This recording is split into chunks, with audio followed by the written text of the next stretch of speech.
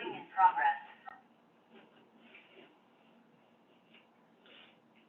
Interesting how Zoom requests not sent.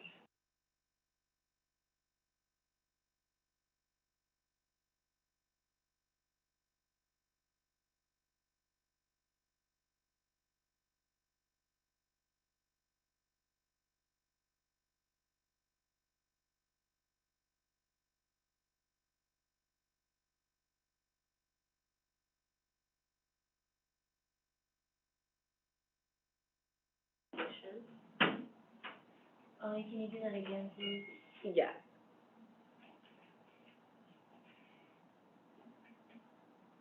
So I'd like to call the June 28th, 2021 regular board meeting to order. We'll start with the recitation of our vision statement that every school will be a thriving school that prepares every student to graduate from high school, college, career, and community ready. And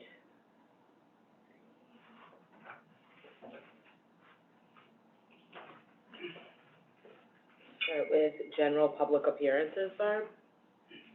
The summary of the written registration.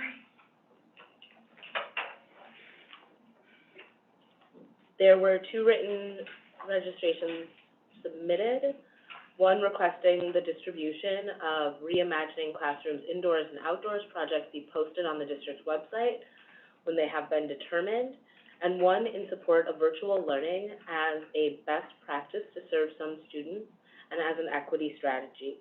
A copy of the full statement is attached to this item in board docs. There are no public appearances, no registrations. I move that the Board of Education approve minutes from the regular board meeting dated March 22nd, 2021. Second. All in favor, your advisory vote, Nama? Nama, can you turn your camera on? There you are, thank you. Yes. Great. Yes. Your advisory vote is aye? Aye. Awesome. All those in favor, aye? Aye. Aye. Motion carries 7-0. Barb, I think I'm in the waiting room.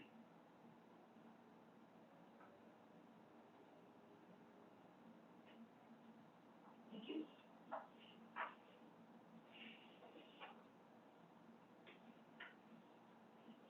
Board President announcements. On June 17th, 2021, Dane County and the City of Madison officials proclaimed the week of June 18th through June 25th to be the Days of Reflection. The MMSD Board of Education acknowledges this proclamation. As such, we will read the joint proclamation so it can be part of today's regular meeting's official record. Whereas Dane County and the City of Madison value and recognize that the past year has been like none other, and whereas none of us have been untouched by the twin pandemics of COVID-19 and widespread systematic injustice and violence towards Black, Indigenous, and people of color, and whereas this year has taken its toll on our collective spirit, but we remain hopeful and positive as we move forward, and whereas we jointly invite all residents of Madison and Dane County to pause and reflect on our collective traumas in an effort to advance understanding of different perspectives and to promote health and nurturing community, and now therefore be it resolved that I, Joseph Parisi of Dane County, Wisconsin, do hereby proclaim this week of June 18th through June 25th to be Days of Reflection in the County of Dane, to acknowledge the immeasurable impact of the twin pandemics of COVID-19 and racial injustice on this community, and therefore be it resolved that I, Satya Rose Conway, Mayor of Madison, Wisconsin, do hereby proclaim the week of June 18th through the week of June 25th to be the days of reflection in the city of Madison to acknowledge the immeasurable impact of the twin pandemics of COVID-19 and racial injustice on this community. And be it finally resolved that we thank those who pause to reflect and therefore honor all that has been experienced. Board members can take this time to say farewell to Nichelle Nichols, Executive Director of Equity, Partnerships, and Engagement Development. We're just going to have a quick go-around to acknowledge the work of Nichelle Nichols, and, yeah, wish her well as she moves beyond the district. Is there anybody who wants to start us out?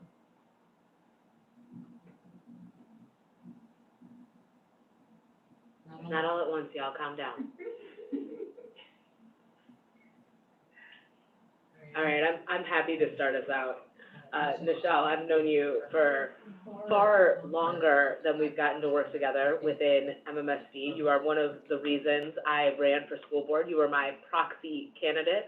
You're one of the most inspiring leaders I've ever gotten to know or work with. And I'm so grateful for what you gave to our young people in terms of Black excellence and what you gave to our community and our educators and our families throughout your work with the district. You will be so deeply missed. Thank you for everything that you've contributed. We wish you nothing but success moving forward. And I'm just gonna go around the stadium. Thank you, Nichelle, for everything that you have contributed to our district, especially Black excellence and forming really good relationships with people who have been historically ignored by our district, and this is certainly bittersweet because I know you're going on to a new opportunity, and we'll certainly continue of the work of trying to bring justice to our education system. So thank you, and it's been great getting to know you and working with you, but I'm sure that we will cross paths in the future. Thank you. Nichelle, can you all hear me? Mm-hmm. Nichelle, it's been an honor and a pleasure working with you. I really got to know you best when we worked together on the Simpson Street issue on making them a medium intensity partnership, and I really appreciated working with you and getting to know you, and I wish you the best in the future. I think you will do well no matter where you're at.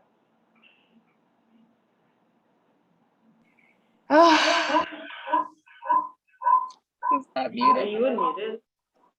I'm still on mute, or Alright. not on mute. You gotta mute. Oh, sorry. My bad. I got like super sentimental. Nichelle, you and I have like worked with each other a lot before, you come into the district. In addition to like me being one of the kids in the community that you also like mentored, and as an adult you mentored. I'm really appreciative, and as Ali said, you're one of the kind of blueprints of running for office, and I appreciate you so much, and I'm looking forward to your future endeavors, and I know you're gonna do great. And thank you for really trying hard, and working hard with us families for the Black excellence, because it's the first time that I felt included, and a lot of other families felt included in decisions around their children. So I want to say thank you for all your work on that, and we go get it. Nichelle, I want to thank you for so many things, but I'm going to especially lift up your work on building relationships in this district.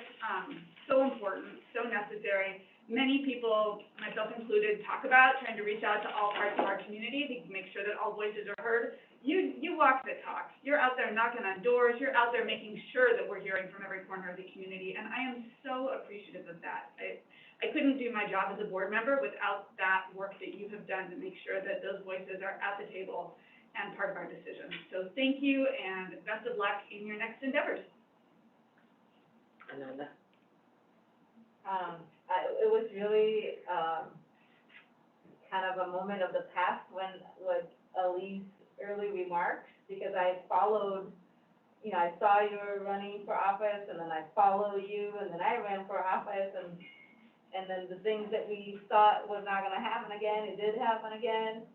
And then I had an opportunity to, witness you accepting a position to work here in the school district without much guidance, and you had, you know, you were asked to get a vision and build a team together, and, you know, I really appreciate from Lee mentioned the relationships. I think that was critical to keep the confidence and the credibility of the district. So I think you brought a lot of that to MSD.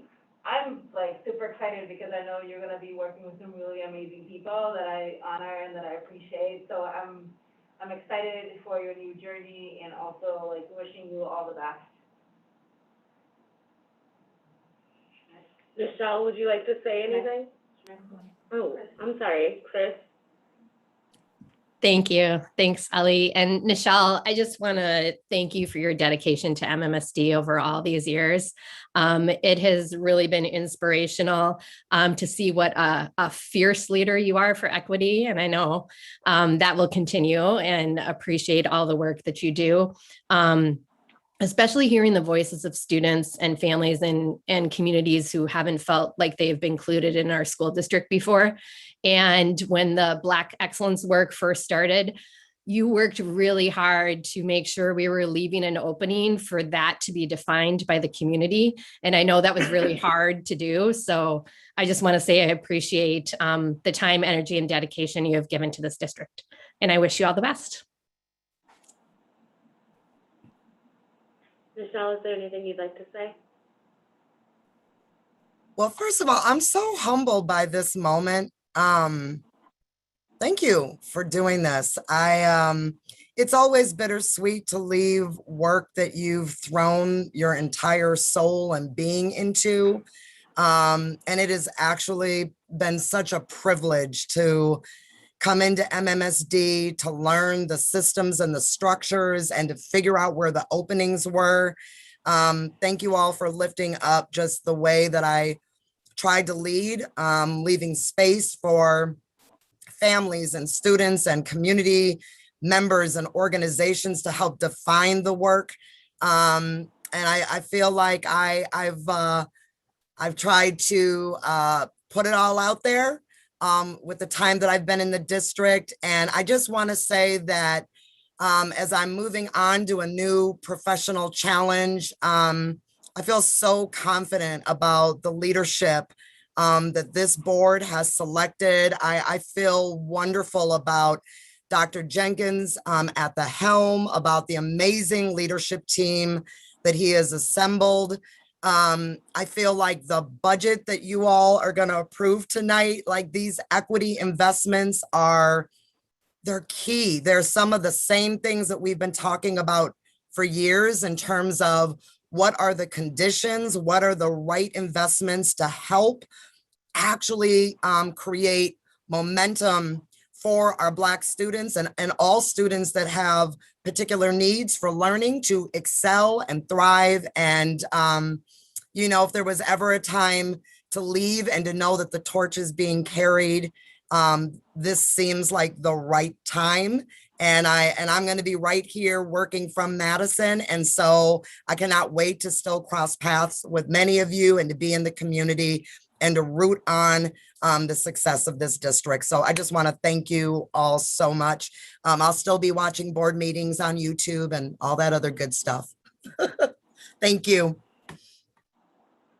Thank you so much for doing this work and for loving this work, Michelle. We have been so fortunate to have you as part of our team. And we are so excited to watch what you do moving forward. So thank you.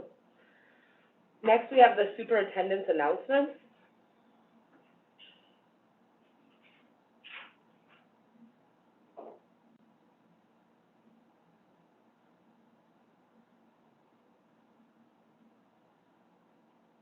Dr. Jenkins. You have your mic off. Okay, I am here. and I do have clear internet connection this time. Thank you so much.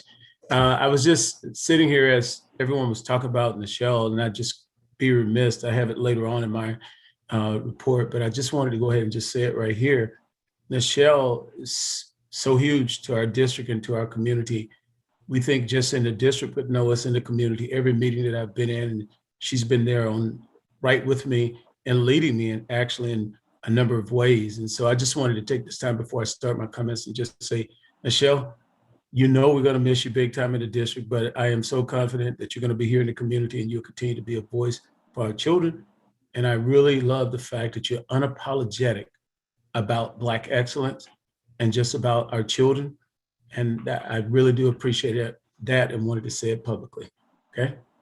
Now, on with my comments. I'm very excited tonight, and we're gonna start off. My presentation tonight will begin with a special video put together by our communications department, highlighting the wonderful accomplishments of our children. At the end of the day, this is what we really are about. So let's play the video first.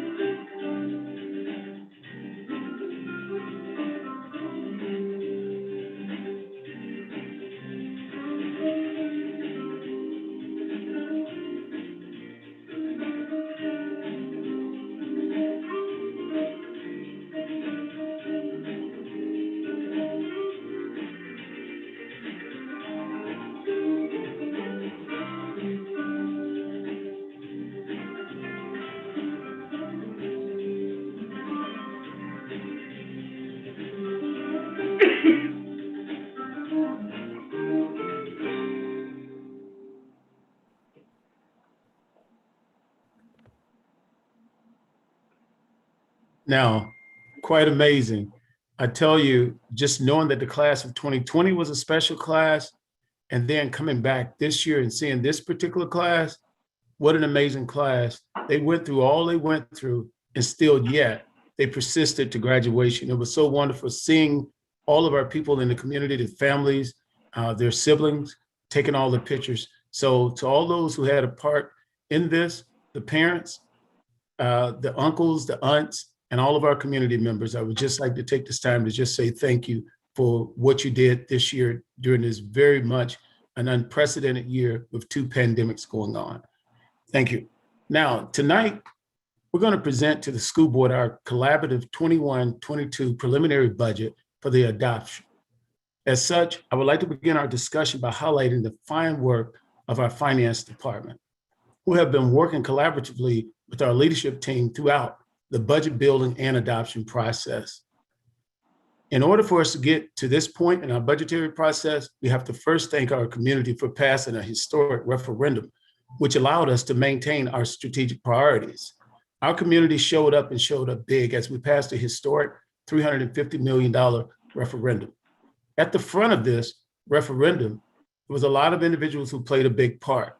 But here in our own Department of Finance, we had Ms. Kelly Rupel, who led the way, along with Ross and Natalie behind the scenes, working with their department to ensure that everything that we were doing, we were on point. And I also would like to highlight and thank Chad Weezy in his absence. He took a promotion, became assistant superintendent, but I'd like to say thank you to him for the work that he did in putting it together with Ms. Rupel and the rest of the team. There were many people. This budget represents the work of our school board and the entire leadership team to ensure our planned investments reflect our core values, our vision, and community. We're working to ensure every school will be a thriving school that prepares every student to graduate from high school ready for college, career, and the community.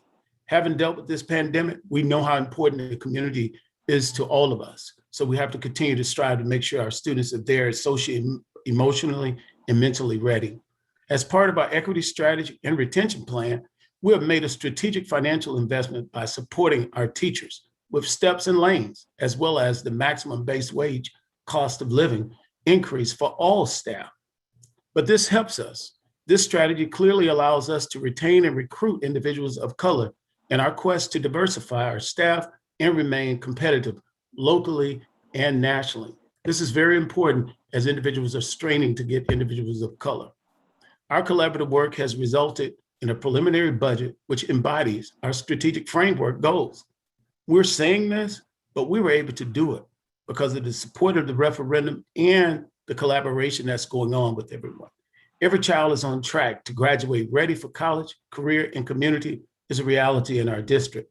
The district and every school in it is a place where children, staff, and families thrive. This is important to us that everyone's thriving. I'll tell you, I was so inspired by the way that this community came together, our community, and had this third goal. African-American children and youth excel in school. Thank you again, Nichelle. She brings that home all the time. African-American children and youth excel. We want to continue to center our Black children as we're trying to do this work in our district to make sure that they're coming along and thriving as well. Our preliminary budget supports strategic investments in the following. When we look at our equity work that we're doing with our staff, but all of our staff, what we're espousing in the community, our capacity building of staff, true investments, the social, emotional, and mental health supports that we've been putting in through the pandemic, and we're going to continue to put in starting next school year. Our physical infrastructure of our buildings, the big referendum has helped a lot with that. Our early literacy and beyond, we know that if you want to be anti-racist, we have to make our community literate. And then if they become literate, then they can have true liberation. We're expanding our 4K program to not only just have 3 sections, but to have 8 schools involved, attacking our schools that are low socioeconomic, 50% of them. We've expanded our global language in our middle schools. This is something that's been talked about for years in our community, and now we're here, we're doing it. This preliminary budget reinforces our commitment to accelerating learning for all students as we continue to disrupt societal and historical inequities on our journey to becoming an anti-racist district. We are sustaining our efforts to hire and retain quality staff while placing a particular focus on staff from diverse backgrounds. This is our focus. We're on our journey. We're continuing our work to address the historical challenges often faced by our Black, Latinx, Hmong, special education, LGBTQIA, ELL, low socioeconomic families of all racial and ethnic backgrounds, and immigrant students and families. Ultimately, we're also continuing our efforts to eliminate the gap between excellence and non-excellence. This is serious for us as a district. Some people talk about it. You can see it being reflected throughout our budget. But I have to tell you, the preliminary budget, which was released on April the 26th, will continue to be refined as we receive our state budget this summer and finalize our enrollment counts this fall. As we continue our planning, we must acknowledge the proposed budget from our state legislators' Joint Finance Committee with a zero increase in dollars has the potential to impact our budget by $3 million. We're going to continue to collaborate and do everything that we can to ensure the health, safety, and wellness of all of our children and staff.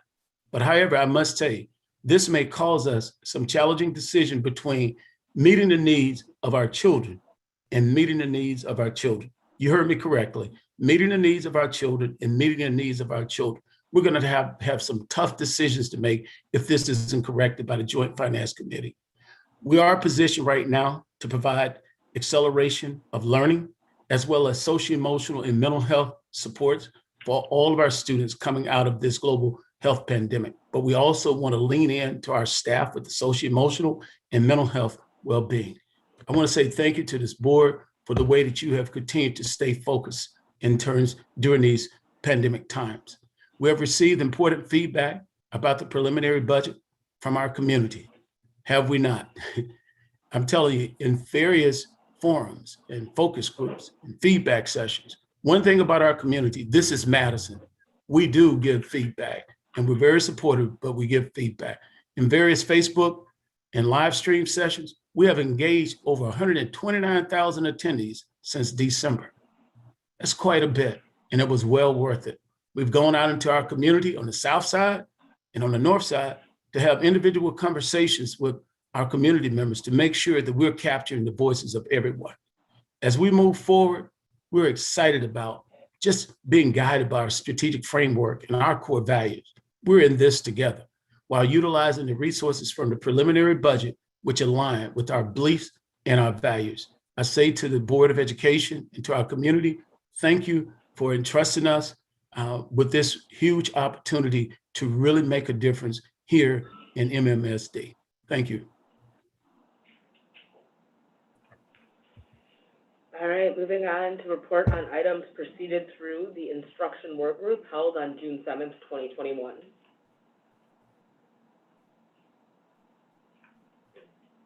Thank you so much, Chair, President Ali.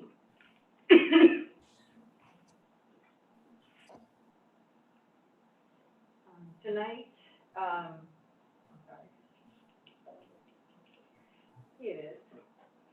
This month we started out with a beautiful and inspiring presentation from Lakeview Elementary School and learned from Principal Nu Vang Du and their staff the beautiful work using the outdoors as a relevant technology and the myriad of skills our students are engaging.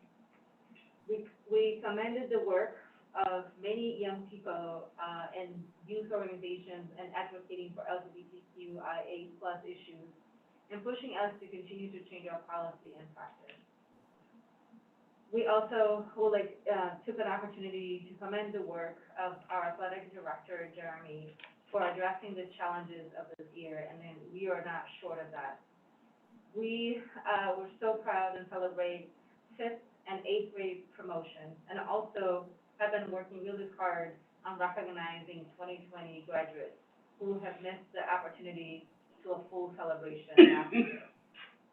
We are also really excited, and thank you so much, Dr. Jenkins, for the beautiful video you shared with us today with our 2021 graduates.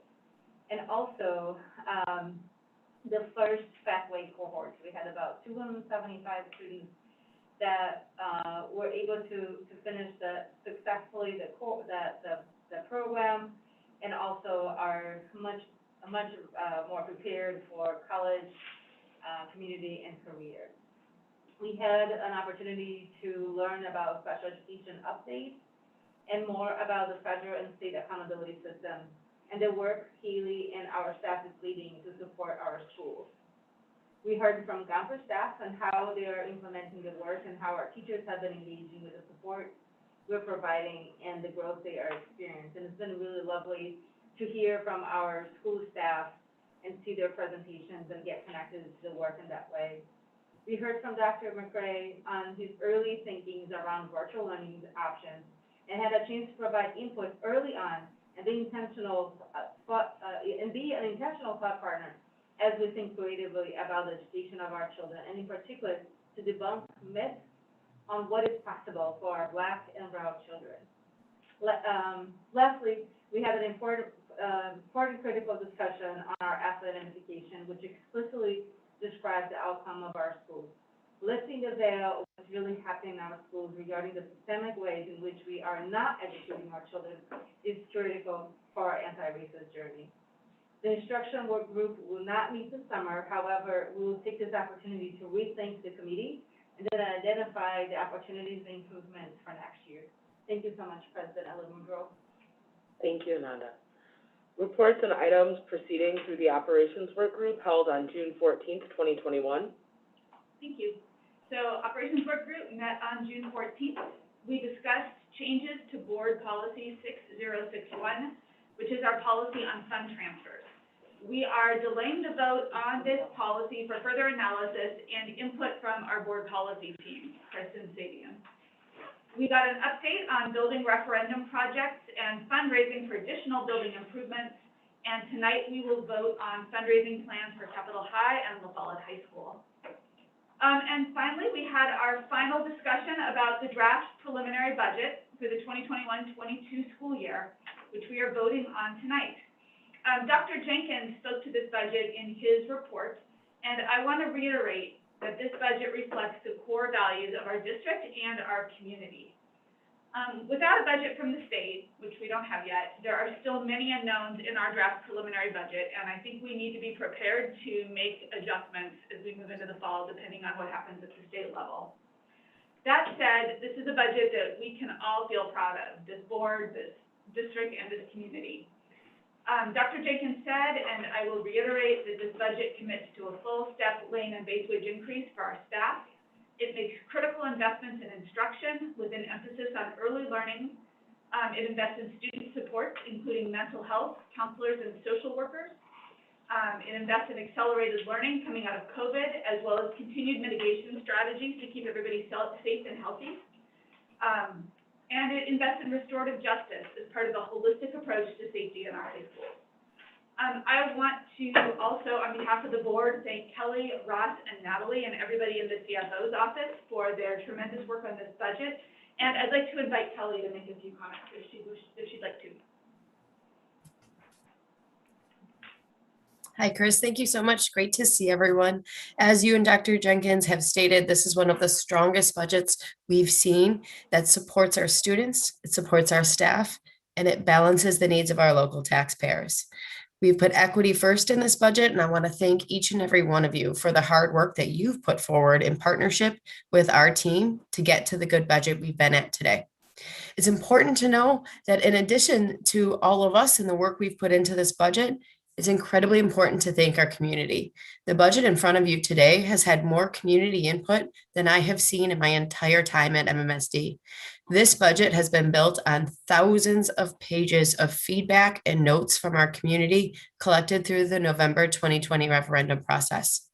It's been put together from community input along the way, and in April, we took this budget out for an additional layer of feedback to check the base budget to make sure it's in line with our community, our values, and the needs of our students.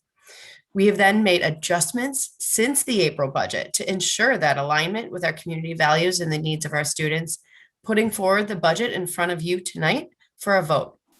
This budget, it exceeds the expectations of our November 2020 referendum.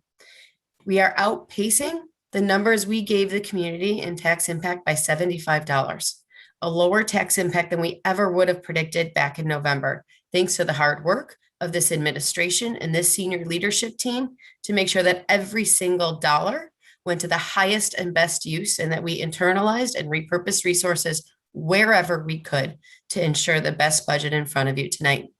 It's also important to remember that our local revenue The reliable recurring revenue sources that fund this school district are less than 1%. Less than 1%.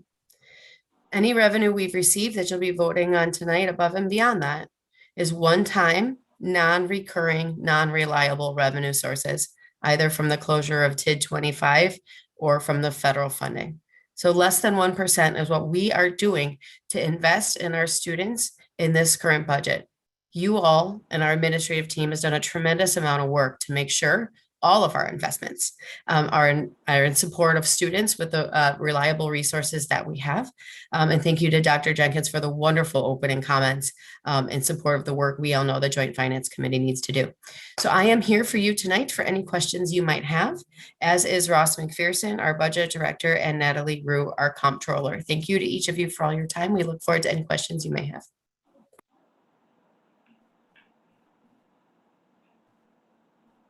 Chris, are you comfortable with us moving on to action items? Action items that proceeded through the instruction work group held on May 3rd, 2021. I move.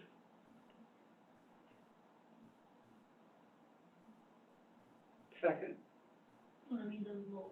I'm sorry.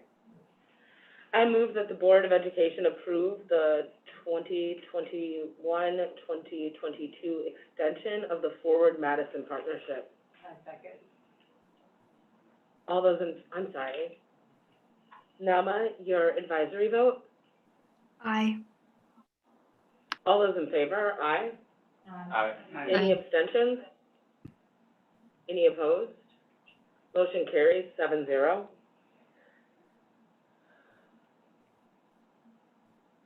Moving on to the action items that proceeded through the operation work group held on June 14th, 2021.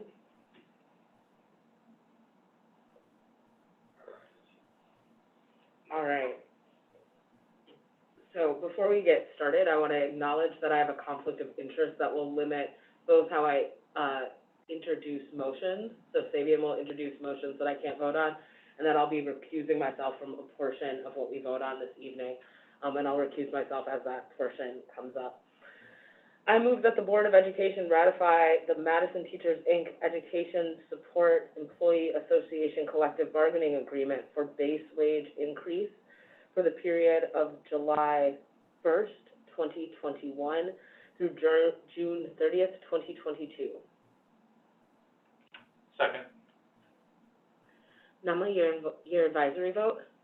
Aye. All those in favor? Aye. Aye. Aye. Any abstentions? Any opposed? All those motion carries 7-0. I move that the Board of Education ratify the Madison Teachers, Inc. Substitute Teacher Unit Collective Bargaining Agreement for base wage increase for the period of July 1st, 2021 through July 30th, 2022. Second. Second. All right, second. And Nama, your advisory vote? Aye. All those in favor? Aye. Aye. Aye. So carries 7-0. Sabian, this is you. I move that the Board of Education ratify the Madison Teachers, Inc. Teacher Unit Collective Bargaining Agreement for base wage increase for the period of July 1, 2021 through June 30, 2022. Second, Ananda. Nama, your advisory vote? Aye. All those in favor, aye. Aye. Any abstentions or dissent? Motion I carries. recuse myself. Oh, yep, we got one recusal, 6-0. I move that the Board of Education ratify the Building and Construction Trades Council of South Central Wisconsin collective bargaining agreement for base wage increase for the period of July 1, 2021 through June 30th, 2022. Second. And Nama, your advisory vote? Aye. All those in favor, aye. Motion carries 7-0. I move that the Board of Education approve a one-time step schedule adjustment to close the existing wage gap equally across trade roles and realign the schedule to provide annual step increases as set forth in the documents prepared for this meeting. Second. Nama, your advisory vote. Aye. All those in favor? Aye. Aye. Any abstentions?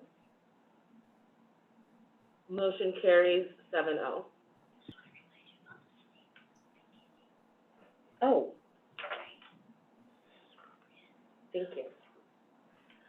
I want to give you all my remarks on the budget. It is often said that our budget is about priorities.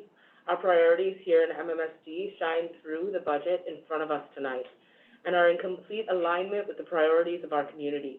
With nearly 80% of our local community in November 2020 supporting our operating referendum, we know that our investment into reading, early literacy, and full-day 4K programming for students that need it the most are critical to improving our academic outcomes for youth. We've also heard from our community that mental health and restorative justice and student support through counselors and social workers are efforts that were needed before COVID-19, but are investments that are needed now more than ever. This budget reflects not only the feedback, but feedback from collective input of the board and the administration, our schools, and our community. Given the fact that we do not yet have a state budget, the vote we are about to take tonight on our budget is built on multiple assumptions, including the assumption that reasonable minds will prevail in state politics, and that school districts around the state will be given some authority to increase their revenue limit, if not at least to increase for inflation and cover ongoing increasing operational costs. But without those state deliberations concluded or determined revenue source, the budget in front of us assumes that $100 per student revenue limit increase. Among many estimates in this budget, should the revenue limit remain at zero in the state budget for the next 2 years, the district will have to continue to make even more difficult decisions about budget reductions come this fall and for 2022-2023. We call on all state representatives to do right by their local public schools and work together for a brighter future for all students. The motions tonight will be on the current 2021-2022 preliminary budget as presented by the administration. They will approve the district's operating budget until our state budget is known, and any final adjustments will be made in October. Final 2021-2022 budget. Thank you. Oh.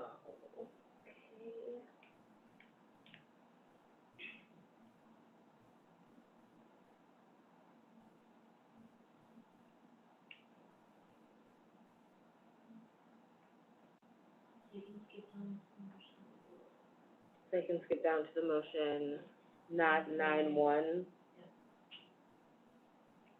What number, Barb? Motion number 1. Oh, main motion, thank you. I move that the Board of Education adopt and approve all of the motions set forth in section 10.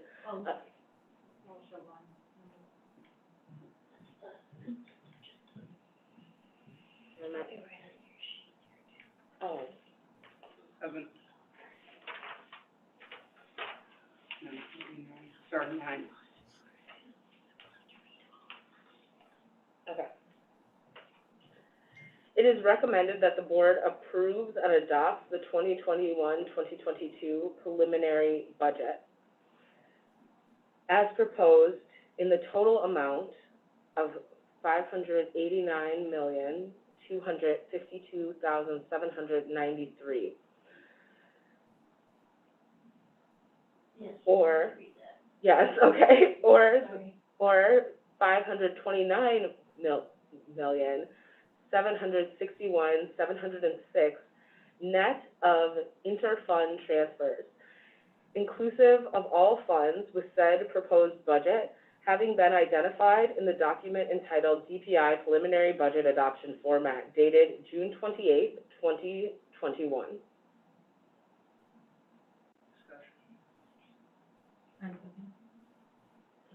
Second, any discussion?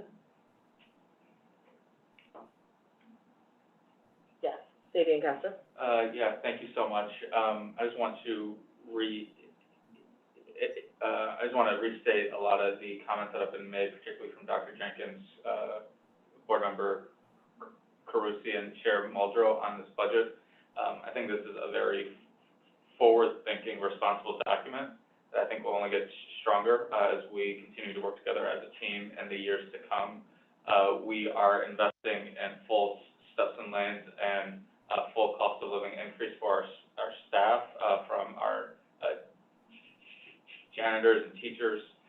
Thank you so much for the work that you have put in over the last year. We couldn't have done this without you, and only looking forward to the work ahead. We are investing in full day 4K, which is effectively expanding the right to a public education for many students in our city that otherwise could not afford that programming, and we're moving beyond criminalizing our students by investing in restorative justice practices and seeking root cause solutions.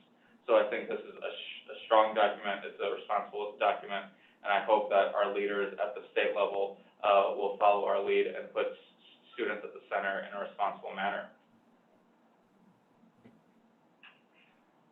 Other discussion? Yeah, Thank you. Melissa Nanda, did you have something? Because I couldn't see your hand from here.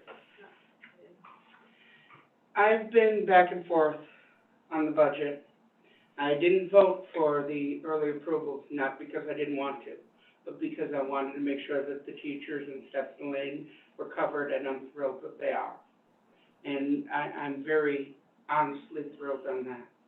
I hope in October we can continue that agreement, because I worry that our state government is going to go after our teachers and our staff, and that will hurt our recruiting Black and brown teachers. And to me, that is one of the scariest parts of being in the state of Wisconsin, is the school board can do things right, and the state still end up harming our students. I appreciate the funding for early literacy. I consider it crucial. For 4K, that's been going to be a game changer and has been. Average age of a white child diagnosed with autism is 18 months. Average age of a Black or Hispanic child is 5 years due to not enough access to pre-K and 4K. That needs to stop now. We have the ability to stop it, and we must stop it. I thank our teachers and our staff for working, and our students for working in one of the hardest years that have possibly been, because this isn't easy work. Going through a pandemic, knowing what you're allowed to do, what will harm a student, what will help, how to change your entire teaching style to teach on a computer. All of these we ask of our staff, and I want to specifically give the shout out and thanks for that. In sum, I am planning on voting for this budget. However, my only regret is that we couldn't do the steps and lanes earlier, but I understand why. And I thank you for that, and I'm pleased to vote for it. Thank you so much, Board Member Vandermeulen. Other discussion before we move forward with the vote?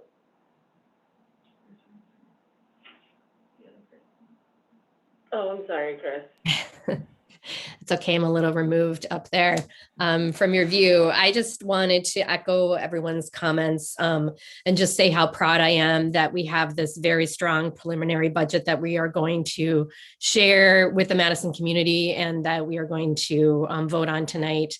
Like many others have already said, our budget reflects our priorities of our district, the investments in our strategic equity projects. I'm especially proud of these this year, from early literacy to full day 4K, mental health supports, and restorative justice, and also the investments in our staff that others have commented on. the full funding for steps and lanes and the full base wage increase. Really important to support our staff in such a challenging year, and looking forward to continuing to work on all that we need to do to address the coming year too. I will also agree with my colleagues that highlighted the concerns about state funding for K-12 education. I believe that our budget assumptions were solid, that we could potentially count on an increase in state funding to at least cover the cost of inflation. And I am grateful for the investment that our community made through the passing the referendum, that has allowed us to do these strategic equity projects and invest in our staff. Really important. And so thank you to the community for that. I guess just one more thing to highlight is that I think we really at a district level, state level, really need to talk about how we fund K-12 education. I'm grateful that enough was invested that we will be able to receive the federal relief funds for education, which are going to be extremely important for us coming out of this pandemic. But to have that money invested not actually go to the schools and end up going in a form of a tax cut, I think is a little disingenuous. And I'm hoping that we can see another way through this so that school districts don't have to continue to return to the communities to ask for a raise in property taxes to fill those gaps in funding. So just want to, again, highlight the desire to work towards a new system, and do appreciate the investments that we are able to make in our community and in our district this year. Thank you.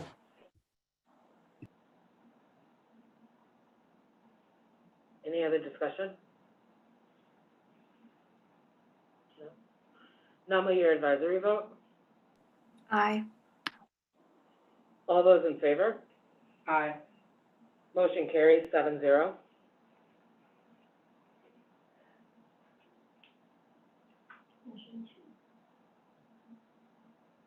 I motion it is recommended that the Board of Education approve the preliminary tax levies by fund, with the said levies approvals being number one, for the purpose of enabling short-term borrowing by the district during the 2021-2022 fiscal year. 2, subject to modify by board prior to November 1, 2021, in conjunction with clarifying the final levy amount based upon the then current status of the 2021-2022 school district budget, considering such alterations and amendments as may be made prior to the levy certification. Fund 10, General Fund, $320,733,029. Fund 38, non-referendo, $900,050.98. Fund 39, referendum approved debt services, $20,822,856. And Fund 41, capital expansion, $5 million. Fund 80, community service fund, $12,900,026,741. Total tax levy, $363,432,724.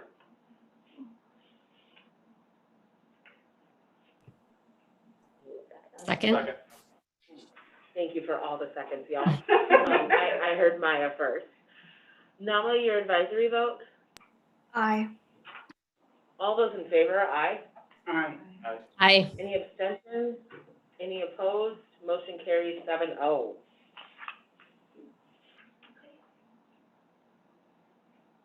We are moving on to the consent agenda.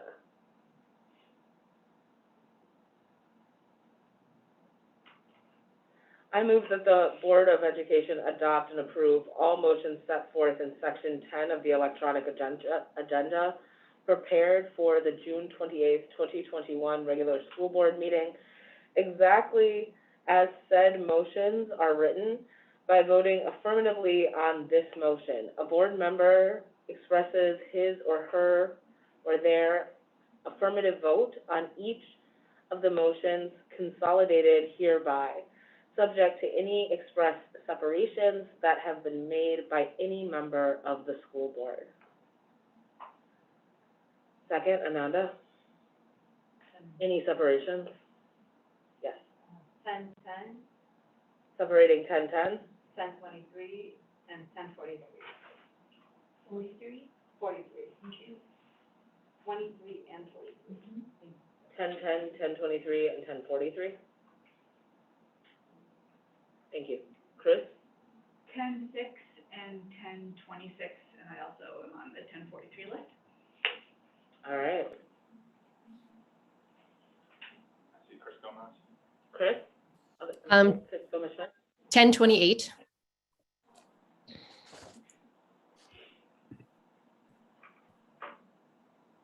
All right.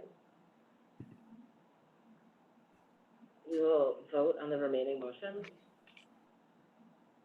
And Nama, your advisory vote? Aye. All those in favor? Aye. Motion carried. I'm sorry, Nikki, I didn't get you. I had it up there, but Okay, I just didn't see. Motion carries 7-0. So going to the first separation is gonna be high school yearbooks, caps, gowns, tassels, diplomas, and covers. That was me. I support, contracting efficiently for these items. I just wanted to clarify for the new system of procuring caps, gowns, stoles, tassels, which will now be centralized instead of all the high schools doing it individually. Will this mean that, families will have to purchase new caps and gowns for their students, as opposed to reusing the ones they've been using year after year? Given that the class of 2020, had to purchase caps and gowns and never use them, and given that this is a pretty expensive investment for families, I just want to make sure that changing how we purchase these caps and gowns isn't going to place an additional financial burden on families. Thank you, Chris. I can take Yeah. that, Ali. Thank you. So great question. When we wrote the RFP, that is something that we had in mind. One of the criteria was essentially how will the vendor match our current cap and gown stock so that we can ensure that our students and families are able to reuse their caps and gowns and we're able to reuse our donations. So that was a requirement as a part of the RFP. I am pleased to just share that the vendor that won the RFP is the one that we have been using in the past as well. So it is not going to change at all, and we can continue to use the stock that families have or our schools have. But excellent question, and definitely a consideration for our team as well. Other discussion? Leah, thank you so much for explaining that to us to a greater extent, and Chris, I really appreciate the question. If there's no further discussion, I'm going to move. So I move that the Board of Education enter into a 3-year contract with Walsworth Yearbook at an annual approximate cost of $139,600 for the 2021-2022 school year, $141,000 for the 2022-2023 school year, and $143,800 for the 2023-2024 school year, totaling $424,400 to be funded by the student yearbook fees. I further move that the Board of Education enter into a 3-year contract with Midwest Scholastics for caps, gowns, tassels, stoles purchased directly from the vendor and funded by students. I further move that the Board of Education enter into a 3-year contract with Jostens for diploma covers, inserts at the cost of $7,857.60 for the entirety of the contract. Second. Nama, your advisory vote? Aye. All those in favor? Motion carries 7-0. 10.10. All right, 10.10, and I think that's up for discussion. Ananda? Yeah, thank you so much, President Muldrow. Every once in a while, we, vote on things that we may have not seen or know about it, and we rely on the description of what's being provided in the memo for us to get a greater understanding of what we're voting on and what's the rationale of voting. I wanted to separate this item out because I had the beautiful opportunity and honor to be a part of the Horizon High School community when I was doing work around restorative justice. And for folks that don't know, it's a private nonprofit school. It's the only school that provides the type of programming integrating academic curriculum and wellness for students that are recovering from AODA issues. And it's formed by a small staff, but extremely committed and really beautiful community. And they really create a supportive and welcoming environment for the students, and they feel a great sense of belonging.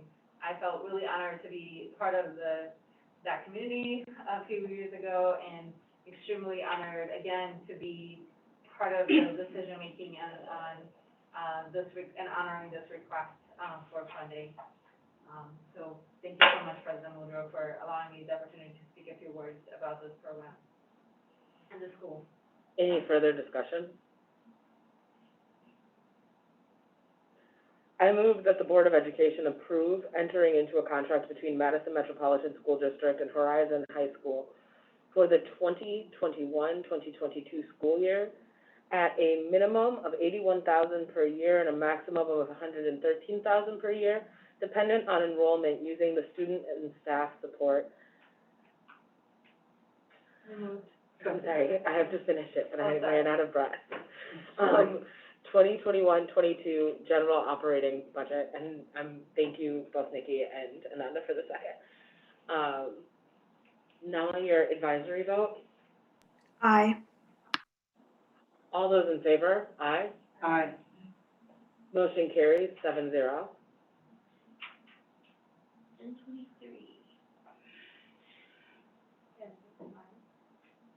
I'm going to read the motion and then open it up for discussion. I move the Board of Education approve the renewal of the Metro Transit Master Agreement for the period of December 31st, 2021 through December 31st, 2022. The estimated amount of $671,000 with funding from the 2022 transportation operating budget. Can I get a second? Second. Thank you all. I saw Ananda first. Thank you. Any discussion? Thanks, Ananda. Yeah, thank you so much, President Muldrow. I was hoping, because we spent, so much of this year, wrapping our mind around, like, what was transportation going to look like, and I really appreciate the memo explaining some of the rationale and also what we thought was going to happen. But I'm curious if Callie or somebody from the team can talk a little bit more, or maybe a little bit more extensive on how are we negotiating Metro? What ended up happening with Metro this last year, and how are we negotiating Metro this coming year, given that last year we were all at home, well, a lot of our students, or all our students were at home. And then this next year, we're gonna have a contingency of students attending our virtual programming.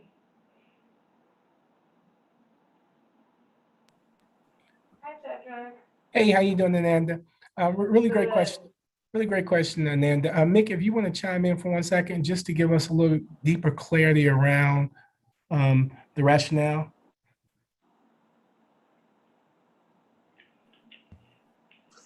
Hello, good evening, everyone.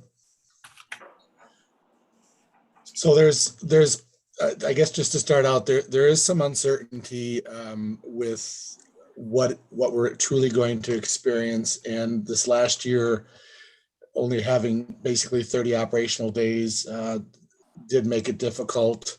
They have some funds that are coming their way that they will be sharing with their partners. And they're working through that as well. So there certainly is, as I mentioned, some uncertainty with regard to what it's truly going to end up looking like for us. We also add into that the idea that we have 3 more middle schools shifting away from Metro Transit. So in that regard, we lower our fare revenue that goes in and gets credited to us. While at the same time reducing our service, which is the impacts the percentage that we're paying to Metro. So it doesn't. There's a formula that's involved in doing that, I guess. But we're working really closely with them. We don't anticipate.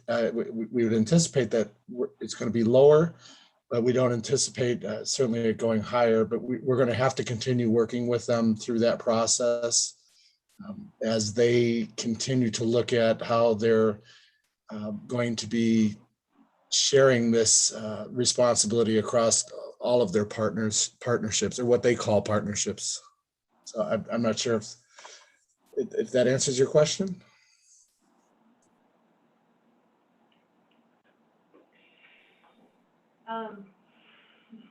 A little bit, sorry, I was a little hard to follow because I couldn't see you. But I think so what I understood what you're saying is that this year, I did not understand. So, can we try again?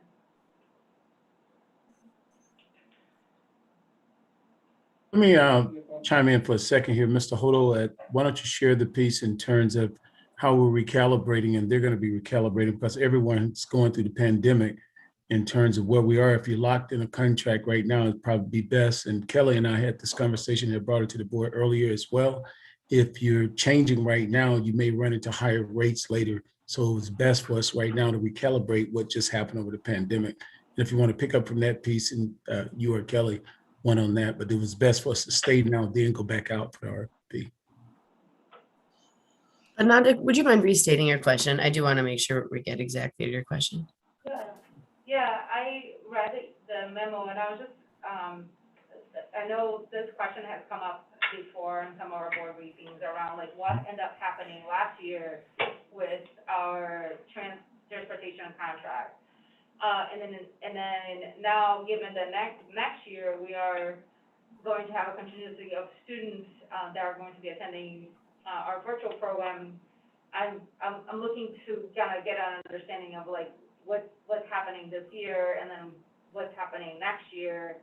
And what I thought I heard is that like nothing much changed, but I don't know, maybe I didn't hear this correctly. Okay, so the virtual program is for secondary students, so about 200 to 250 students. So that would be the Metro contract. The Metro contract is a contract, and correct me at any point in time. It's really based on a per card payment. So the students who are in the virtual program, and TJ jump in at any time too, have access to all of their electives, athletics, everything that the high school provides while in the virtual program. So they will be receiving a bus card to ride Metro. If that gets to the clarity you're looking for, is the link between transportation and the virtual program, they will be receiving a pass as if they were in their traditional school.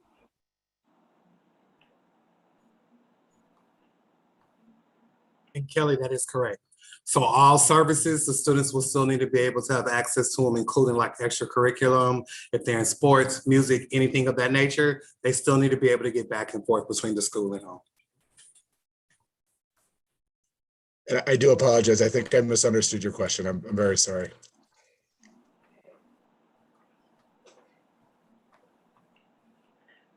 Any further discussion? I just want to make sure that that question did get answered though, Ananda, because there was a couple of iterations there. And Mick, it just wasn't you. This was a very confusing thing as we've been working through this too though. So did your question get answered? Yeah, I don't know, I think we have had different conversations about what was transportation last year, so I was trying to see if I missed anything that happened last year, but my understanding is that like we end up fulfilling the contract last year, and then, for this year, what the only change that we're gonna have is that, even though some students are gonna be virtual, they're still gonna have, access to bus pass, so I feel like I understood. Thank you. Okay, sure. I would like to chime in just before we go to a vote around transportation. How grateful I am, Ananda, for your work in terms of getting bus passes to all of our students over the summer for free at our secondary level. I think that that is a tremendous asset to our young people. It also allows for an orientation to public transportation that so many of our students didn't get in this last year because we were virtual. And I want to thank our partners at the city for that initiative as well as thank our partners at the city and at Madison Metro for doing everything they could to accommodate the reopening of schools. It was not an easy schedule to accommodate, and it required an incredible amount of collaboration and flexibility. And so I want to thank you for your work, Ananda, and I want to thank our partners for their work as well. I'm grateful for this partnership moving into the future. Any other discussion before we move forward? Nama, your advisory vote. Aye. All those in favor? Aye. Aye. Motion carries 7-0. Are we going to 1026, Barb? Yes. I move that the Board of Education approve an expenditure of up to $100,000 for the 2021-2022 Virtual Learning Program ESSER 2 funding for the purposes of purchasing Pearson Virtual Schools Virtual Learning Program for 2021-2022 school year. Can I get a second? Second. Thanks, Nikki. Any discussion? So, I pulled this because I'm wondering if TJ could, just say a few words about how the Pearson curriculum will fit with the overall instructional design for the virtual school. I'm particularly curious, like, how much of the curriculum will be provided by Pearson and how much will be created locally? Sure, that's actually a great question. So we are going to work with Pearson. So just so you know how we arrived here is when I stated in our instructional work group, we work with our CNI department, teacher leaders to review the curriculum and the platform. So the curriculum was reviewed by our CNI department. Now, the best thing about this platform is that what will happen is once our teachers are onboarded, they will be able to modify the said canned curriculum from Pearson in order to match the scope and sequence that is already being used in the buildings.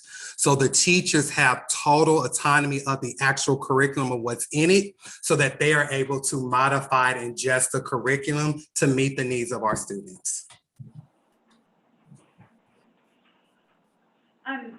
As this program develops, at some point would the board be able to get a list of the different courses that are being offered to our students as part of the virtual program?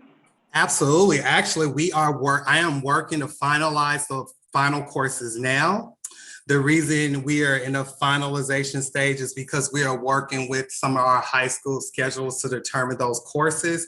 I've been working with our secondary office. And so we are actually going to put the actual courses that we are going to offer for next year. That will become public information because we want parents and students to know what courses will be available as they are applying. So the course list will become part of the application. Thank you. You're welcome. Thanks so much, TJ. Any further discussion? Now my your advisory vote. Aye. All those in favor? Aye. Aye. Motion carries 7-0.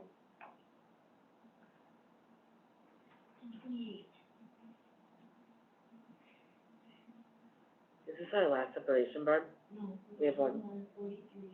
Okay.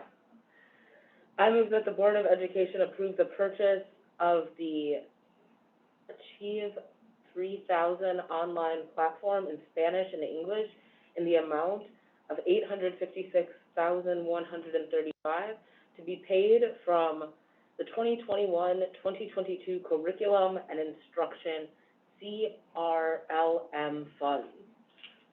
Can I get a second? Thanks, Chris. Any discussion? Yeah, the reason that I pulled this from the agenda was just to get some clarification on the gap analysis. This is actually the estimate to increase this is more than doubling the previous fiscal year expenditures for Achieve 3000. So I'm just trying to get my head wrapped around. It looks like an expansion in both the texts as well as the data collection and data analysis for supporting our English language learners and bilingual learners. So I'm just wondering if clarification on what we're already doing with Achieve 3000 and the number of students we're serving already, and then how this is going to bolster what we already do. Wonderful, and I will first open up and introduce Dr. Gabby Bell as our Director of Literacy by Literacy, Chris Schmidt, to respond to that. What I will say is we have been using Achieve 3000 in the past exactly for the audience that you said, our English language learners and our bilingual learners. What we are doing now as an intentional support for our early literacy and beyond is extending that use to now be for all of our students, grades 6 through 10. So Dr. Gabby Bell, I will let you take a second to explain the intentionality of how that is written into the core guidance and scopes. Oh, come on. Absolutely. Thank you so much. I was so excited about this question. And I was dreaming about you, Ms. Gomez-Schmidt, asking me this question that I couldn't sleep past 5 this morning. The fact of the matter is that we have been using Achieve 3000 in Madison for the last 10 years. And as Kelly Jackson expressed, we have used it up to the last 3 or 4 years exclusively in DLI and DBE programs. Leadership about 4 years ago extended a little bit the implementation, and it sparkled into some middle schools. And we started to see how in those middle schools, being able to quantify that independent reading for the kiddos was a really powerful tool as to make sense as to how was the core instruction and the explicit attention to standards was really quantifying when the kiddos were reading independently. So an appetite started to grow in middle schools, but there was at that point yet not a systems level strategy. We also did a little bit of a sparkling in high schools. We have been using it in DLI and in ESL programs as well. With the Early Literacy and Beyond project charter and our collective learning on the science of reading, it has become very obvious that we must be able to support our kiddos where they are and are able to move them forward. Using the platform with Achieve 3000 for our 6th, 7th, 8th, 9th, and 10th grade students allows an opportunity within core instruction because we're embedding the articles as part of our scopes and our units. We are able to request within the platform and select articles that are completely connected to our essential questions as well as the standards that we are working on for that week and for that cycle. And we're able to collect data on the monthly, at the quarterly, and also from a screening entry point to be able to support us in adjusting the instruction. So I wonder if that is enough information to answer your question, or if you have any other specific wonderings. I appreciate that, Gabi. I just want to tell you guys, I got bounced off of Zoom right when Kaylee started talking. So I'm guessing I missed a chunk of your explanation. So I guess if we're expanding this, and I apologize if you already said this, but if we're expanding this to, it's going to touch 10,000 students, like are we talking all students now, or is this expansion, can you just explain that a little bit? And again, apologize if you already did. Yes. The expansion allows us to better serve our kiddos from 6th grade to 10th grade across programs in a way that is very intentional, because the usage of the platform is completely connected and it's going to be linked within our core instruction and the guidance that we provide, while at the same time allows us to collect and analyze really important data. So it is a perfect bridge between the instruction that we are delivering and gives us really on-point data related to how is it that each of our students and as trends of groups of students are performing in relationship to the standards that we're teaching. Okay, and it's dipping down to kindergarten K-5 also for? We are going to continue to use it for DLI programs K through 5. And then this expansion is for 6th, 7th, 8th, 9th, and 10th grade, all students. For all students? Yes, ma'am. And does it replace another way that we collect data, or is this being added on to what we already do? I just want to go on the record that I did not pay Ms. Gomes-Schmidt to ask me that question, because that is a great question. What we're trying to do is that what we're not trying to do, what we're doing explicitly is that we're working in lockstep. So CNI is working in lockstep with our assessment. So we're using the platform as a way to assess, to collect data, as a way to analyze data, and in the instructional piece. So each of these things are not going to be their own event, but we're leveraging the platform to be able to do all of those things, to be sure that the instruction that we're delivering can be quantified and then it can be adjusted. So the platform really allows us to do some pretty magical things. And one of my personal favorites, it is completely in tandem in both languages. So it's also an equity strategy. The psychometric qualities that come from the assessments are very, very, very, very strong. And as we analyzed, this was the only platform that was able to do all of those things and do it across languages, which we know is something that is very important, not only to me as a bilingual, but as all of us as a collective community. Okay, thank you. So just to clarify one more time, it's adding to our assessment. It's not getting rid of, like, it's not replacing MAP. It's not replacing some of the other assessments that we have. It is, we're using the platform to be able to collect data that is on our assessment strategy.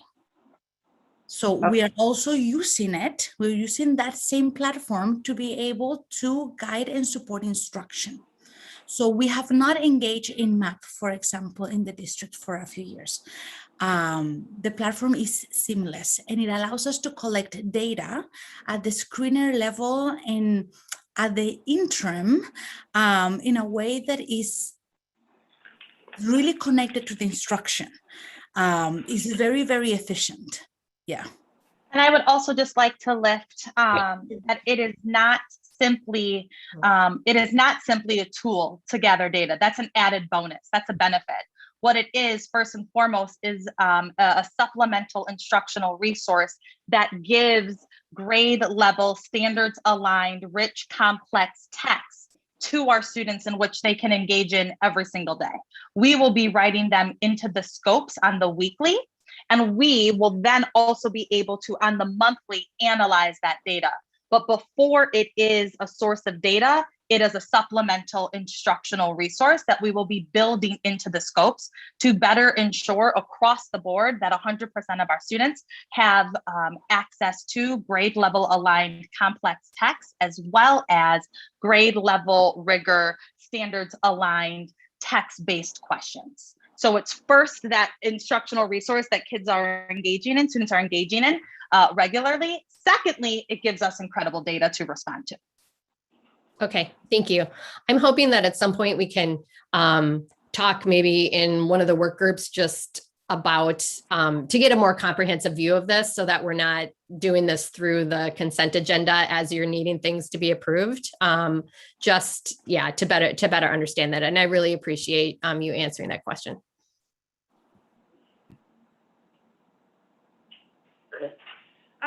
Just to add to my understanding of this, will teachers be required to just use texts from Achieve 3000, or is Achieve 3000 something that's supplementing other readings that are used in classes? Or is this going to like become the curriculum, or is this just another piece of the curriculum? It is going to be part of the curriculum guidance that we have historically given. So it will be part of the text that will be identified for the week, for the cycle, for the quarter. Did I answer your question? Yeah, just to second what Chris said, it's hard for me to support this without understanding how it fits into our overall curricular plan for grades 6 through 10, and also how it fits into our assessment plan for grades 6 through 10. Like, without that broader understanding, this is a pretty big investment, and I'm just not understanding the big picture here, so. Chris, are there Gabby? questions you could ask at this time that would clarify your ability to vote on this motion? I would like to know what our testing strategy is from grades 6 through 10, and how much time they're spending in testing and assessment, and how all the different ways we're collecting data about kids and how much time it takes. And yeah, I don't know if this is the right way to do that. I could use more time as well. And likewise, I'd like to know what the results are of our curriculum audit, and where we're headed, in particular with middle school curriculum. So.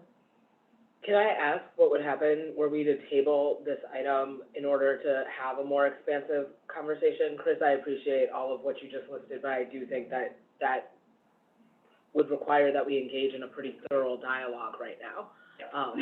And I guess we can do that right here and right now, but I wonder what the implications are of pausing and coming back to this.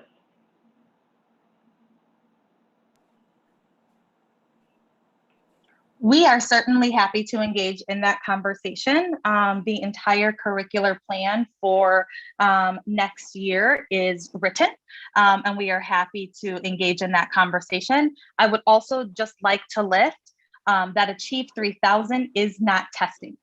Okay, Achieve 3000 is not an assessment. Achieve 3000 is a supplemental curricular resource that gives teachers and students real-time data that allows us then to respond to it. Okay, so are we utilizing it as a part of the assessment strategy? Absolutely, right? Because our most effective teachers are collecting assessments multiple times throughout a class period. So yes, we are absolutely going to capitalize on the data analysis that the resource gives us, but the resource in and of itself is not an assessment.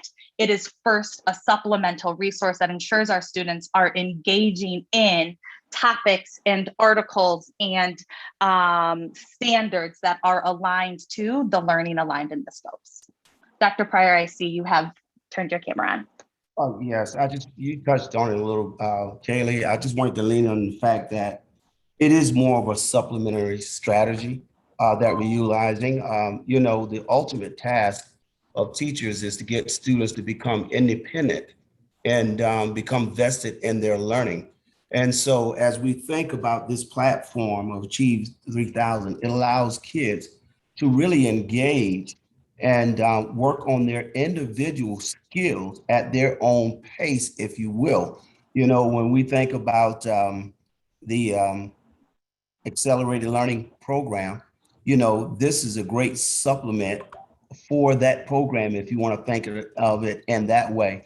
The data part of it is when students engage individually the teacher can go in and extract the data from what their performance and their time on the platform and prescribe an intervention for them to shore up those areas where they're struggling in. And so it is truly a supplemental a resource. And if you will, just think about differentiation of instruction. When we think about that, when the teacher identifies this area that kids are struggling in, they can also assign them a task in that platform where they can work independently on. So I wanted to lift that piece, but it is not additional assessments for students. I think when you see the assessment calendar that we have, that we hope to really share with you very soon, this is not on there as an assessment tool for students. Thank you so much for speaking to that, Dr. Pryor. Nikki Vandermeulen, and then Maya Pearson. I have two things, one comment, one request. I'll start with the request.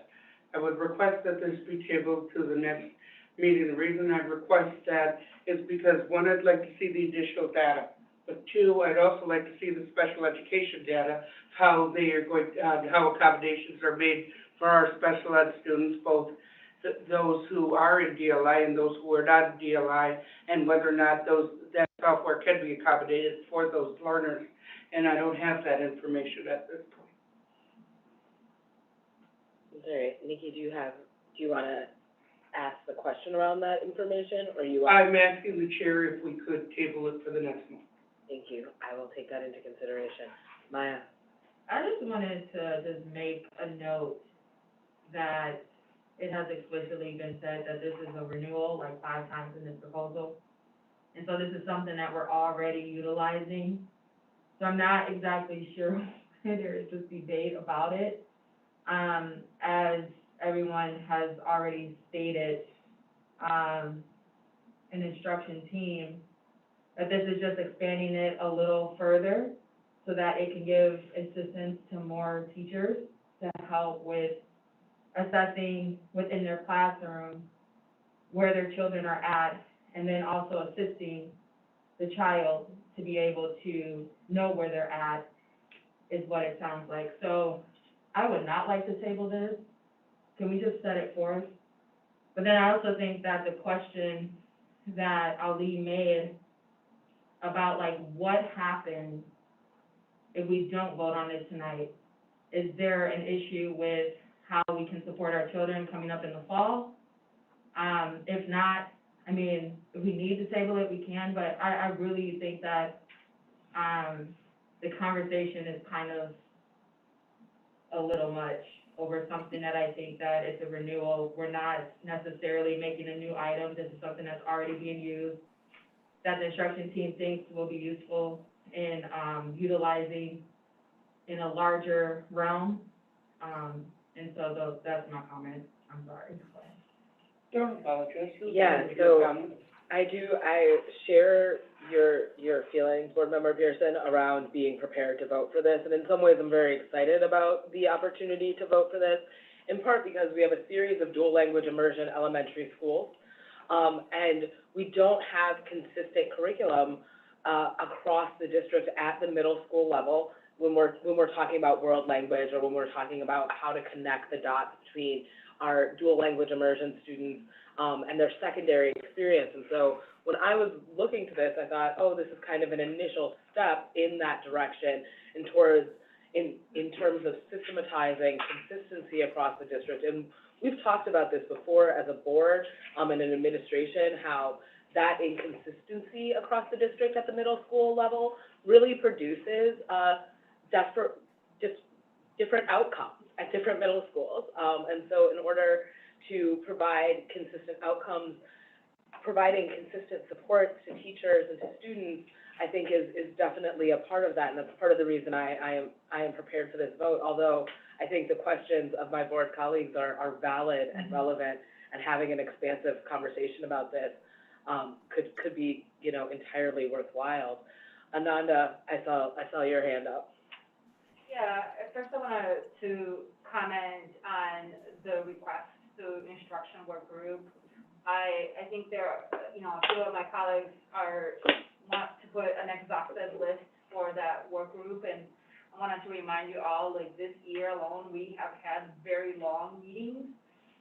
So unless we are saying that we're gonna spend 5 hours in instruction work group, we are, highlighting what needs to be happened. I think this memo is in alignment to what Kaylee has shared with us in this month's, work group and in previous work groups around, tools and, methodology and pedagogy to accelerate, growth for our students. I'm a, you know, as a parent of a dual language, as a parent of ESL students in a district, I feel really torn when people wanted to scrutinize and look at the data in ways that, like, to me, I was like, wait, like, what are you really looking at the data? Because we're still, like, learning how to serve our students, in particular our EL students, and as well our students that intersect with and qualify for special education services. They are also in the EL program. And I was equally excited to have this amount of investment. So for me, I didn't feel like, you know, disheartened because, wow, like this is you know, the very few times that we see this level of investment and really sharp approach to support English learners. I do think that, you know, it's important to have a conversation, an instruction work group around English learners and dual language programming and how we're supporting all our students. I am prepared to vote tonight and really grateful for Kylie and for Dr. Gabi Bell for your patience with us and also for responding to our questions, and also, you know, we really happy to engage in the future to speak more about how this tool can support our district to be what it wants to be. Thank you, President Muldrow. I appreciate. Oh, I'm sorry. No, that's okay. I wanted, Ali, if it's okay to speak to a couple of things. Maya, you asked around the implications if we table this. So I would like Dr. Gabi Bell to be able to speak to the work of her and her team this summer and how tabling of this approval or decision would impact the resources that we are able to provide students and teachers. I would also like her to speak to how we came to this decision with the input of our staff. So Dr. Gabi Bell. Thank you so much. I would say that the most important consequence of tabling this decision today would be that we will not be able to release our Q1 guidance for the fall that is scheduled to be released this Wednesday, because this was simply an expansion, because Achieve 3000 is something that already exists. As I said, it's sprinkled in the middle schools and it's sprinkled in the high schools. And because we receive explicit feedback from buildings in which only some of the sections or, only, some of the teachers had access to it. And these were the buildings that requested for us to be able to expand. We already start building the curriculum for next year. With a great level of intentionality using the resource. So if the conversation is to be tabled for next month, we will need to put a pause in releasing the guidance, and we have principals and staff who is expecting it by the end of this week, so they can get a sense of understanding for it during the summer. And I would like to add to that as well. Not only will it delay planning for schools, but when you think about the implications for teachers, it's going to require more work on their behalf. We've found a platform that could provide that level of support that they need and meeting the students' need. And if we do not have this, the teachers then are left with the responsibility of their own to come up with resources to address that need, especially for our ELL students. And I will lift this as well. There will be those on the platform and say, well, that is curriculum and instruction's responsibility. But when you look at the capacity district-wide to do work on top of the other initiatives that we have, that would be quite a challenge for them.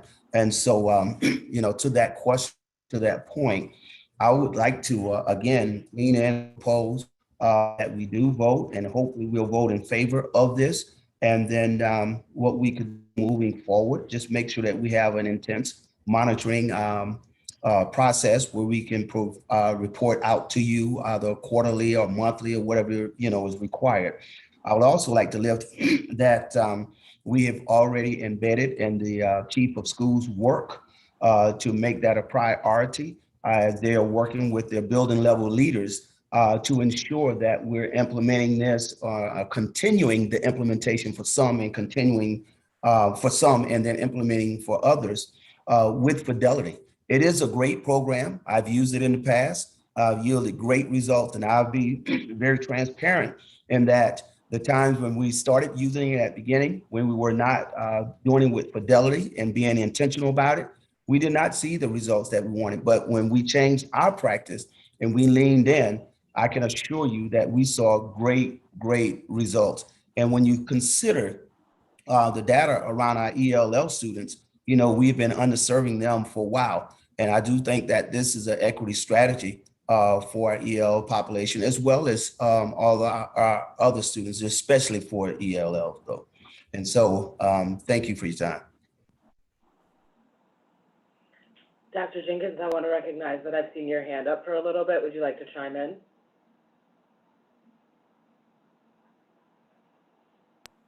Well, yes, I was going to chime in, but I am just so happy to say, for those who didn't know, that is Dr. Marvin A. Smith, our new Chief Academic Officer, started off in the fall. And he's been working very closely with our team, with our teachers and with our administrators in terms of what are the needs as we have identified the gaps.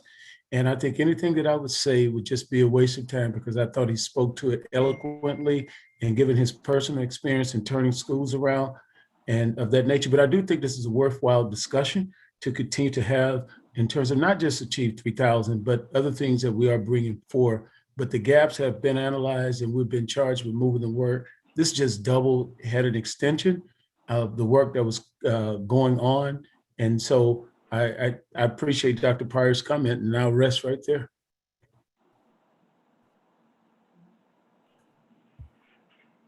Any further discussion? I just want to list that, you know, if we were just voting to continue to use this as an ELL strategy, like, I don't even think we'd be talking right now. It would be, you know, we've been using it for years. It's absolutely an equity strategy for our ELL learners. And as you pointed out, Ollie, we lack a unified curriculum for those learners. We need one.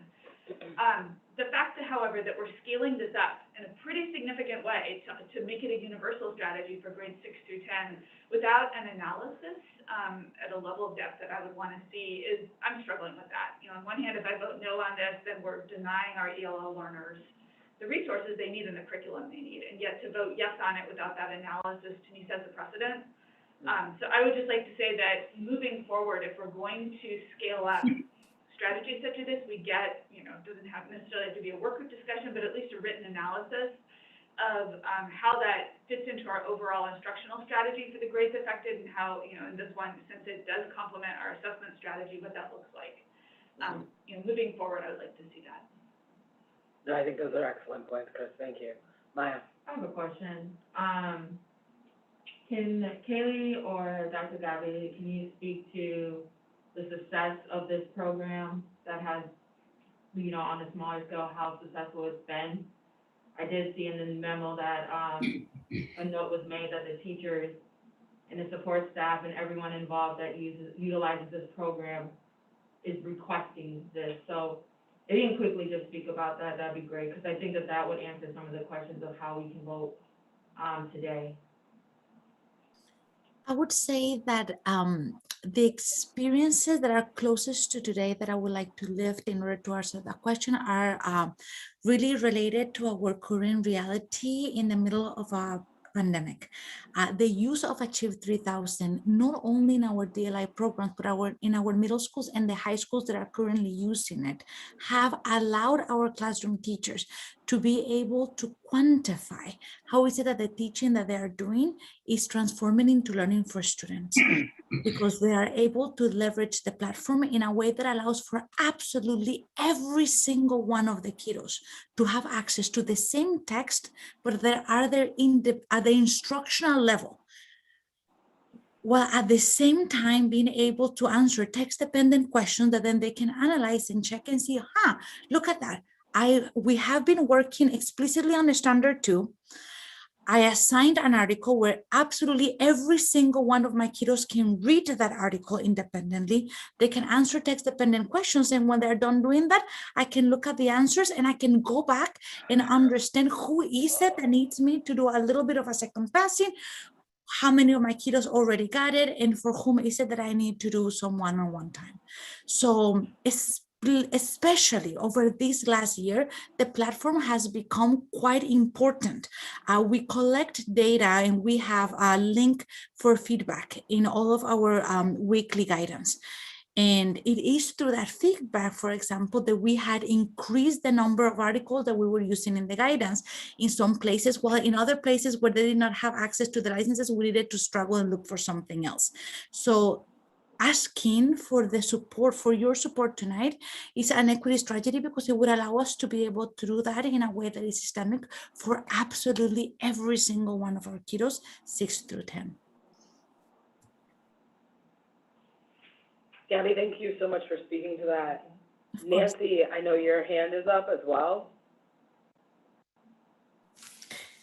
Good evening. I just, to reiterate what Dr. Bell just said, so I work with our students with IEPs in the district, and we had teachers ask for it. So Board Member Vandermeulen, we had teachers ask for Achieve 3000 to work specifically with students with disabilities over the past year, and they have asked to continue for all of the reasons that Dr. Bell just described. So I can speak to that and tell you that it allows our students with disabilities, specific learning disabilities in reading, to access the same materials as their peers in inclusive classroom settings. So I do believe that this is a fantastic resource for our students with an IEP as well. I appreciate that. Thank you. Senator Sharp. Thank you so much for speaking to that. Chris, did you have further questions? Any other discussion at this time?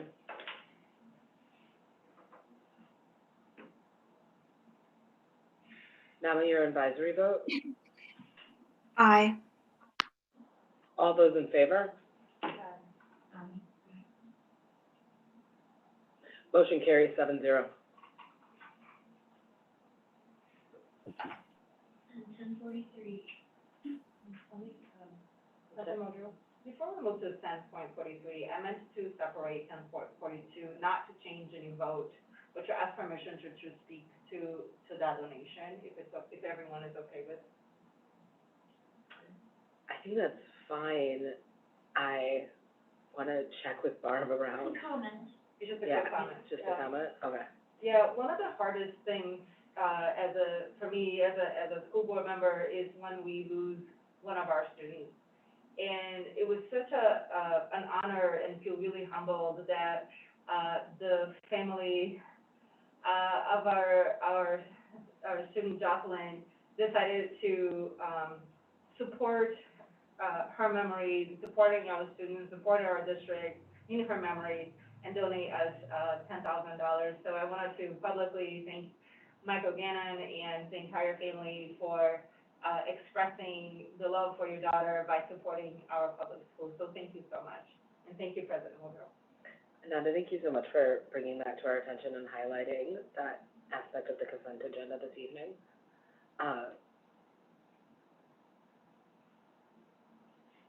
10:43, I move that the Board of Education accept all grants and donations under $10,000 received by MMSD since May 24th, 2021, in the total amount of $63,175.81. Second. Thank you, Chris. I need to recuse from this vote due to a conflict of interest. Thank you so much, Chris. Any further discussion? Nama, your advisory vote? Aye. All those in favor? Aye. Motion carries 6-0.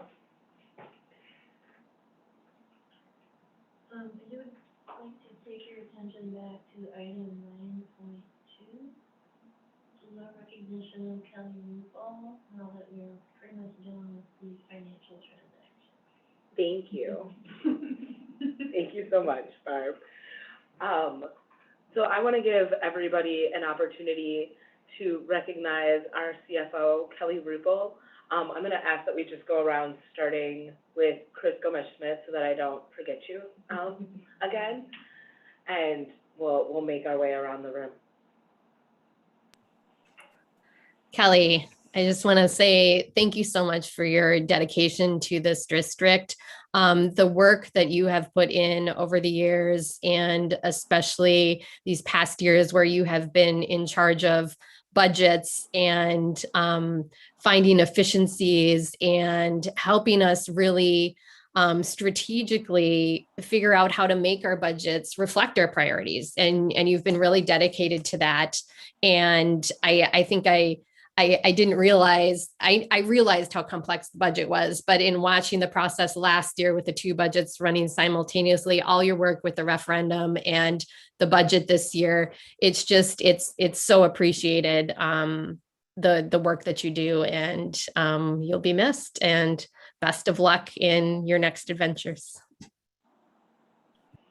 Chris Grucy will go around coming this direction.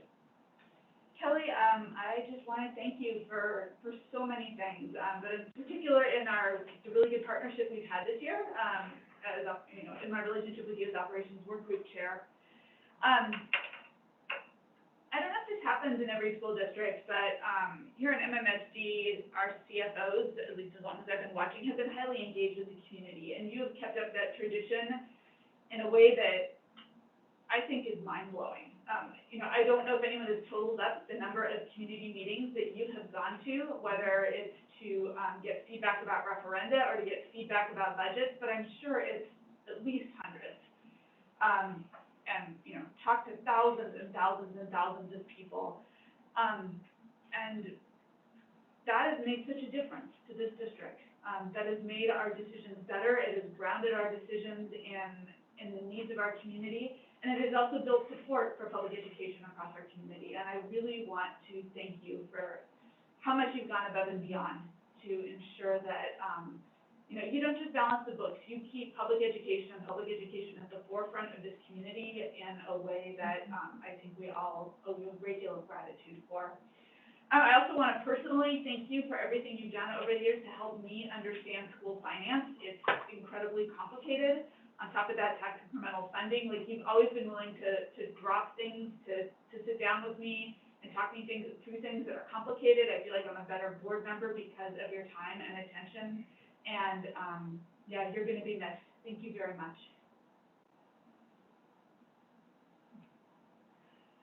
So Kelly,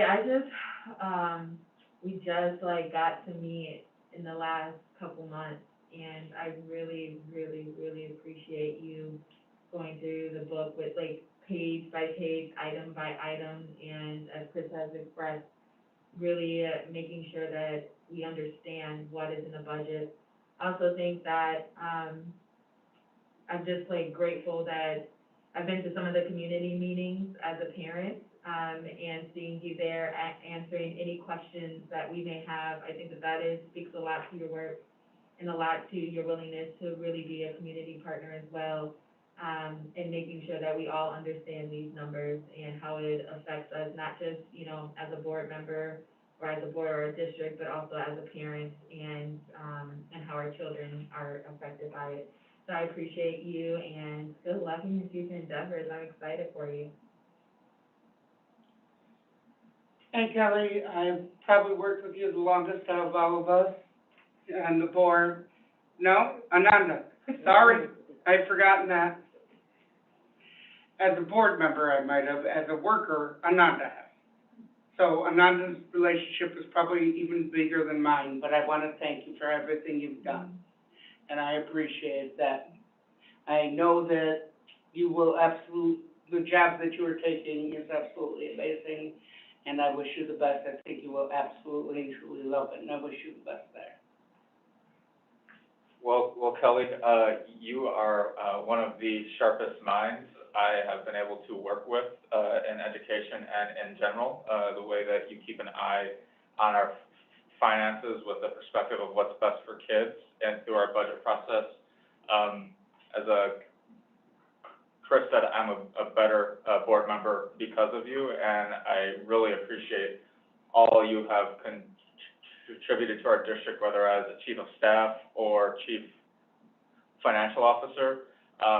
You know, over the past decade, we are in this good position because of you. And I'm just really thankful to have gotten to know you over the years, and we'll probably play some softball in the future, so. Kelly, my appreciation for you spans about a decade at this point, and whether it is, you know, getting to watch our kids dance in 4K at their talent show together, or, you know, seeing you serve this district with your whole heart, with your nights, your weekends, your, you know, you have been a force to be reckoned with, and we owe it to you to do this job well. You have set us up for success. Your 3 babies are MMSD students, and I don't think that anybody could ever question the commitment you have to this work, the love you have for this work and for this district and for this community. You were so instrumental in our ability to pass these 2 historical referendums in the midst of a pandemic. We talked about shutting down schools on your birthday, talk about like the worst birthday ever, but you know, you were right there with us in March of last year. Your leadership is invaluable, and it's hard to say goodbye to you without saying, you know, please stay. So I think it takes a lot of restraint from us on the board to you know, imagine what your absence will mean, but also to root for you and to, you know, root for anybody who is lucky enough to get to work with you. Thank you so much for everything that you have given our community, that you have given this district. I can't wait to see what you do next, but you will be so profoundly missed. Okay, so it's my turn, but I'm already in that you were emotional, so I'm getting emotional. I had an opportunity to actually work with your predecessor, so you know, the comparison is unfair to your caliber, to also your humanity. I was really surprised when you moved to the CFO position. I was like, who wants that job? That is a really, really hard job. And I also got to witness how you know, people were throwing punches from everywhere towards you. And I even experienced, I was gonna say borderline disrespect, but full-on disrespect towards your intellect and your ability to navigate your work, your professional work. And I echo all the words that my colleagues shared around your qualities and expertise around being a CFO. But for me, one of the most beautiful moments was, and I never forgot this, we were at La Salle High School meeting, and you were talking about how you're doing our budget differently, and that you were going to build that budget with the assumption that we are supporting, we're gonna have the full commitment to our teachers, and then also that we're really interested in expanding the ways in which we were investing in equity strategies. For me, that has been the highlight of your career, how you navigated that. So you not just you're an amazing CFO, you're amazing what you do and the profession that you chose and the role that you chose to be in, but you also have an immense capacity to listen to people and to respond to people in a way that they needed to be heard. And you navigated a really complex board structure with people that are really different, that have made many different requests to you and have had different priorities. And you navigated that with a great level of dignity and maintaining the transparency throughout the process. But most importantly, the innovation that you have brought over the past couple of years since I've been on the board has been instrumental to my ability to be a board member, to be an effective board member, and also deepening my relationship and how proud I am to be working with you. So thank you so much. It is really hard for me to also let you go. So I really appreciate Ali wanting you to stay, because I was like really surprised and sad to see you leave. But thank you so much for all the beautiful work that you have done and sharing your expertise with us. And I share Ross's sentiment.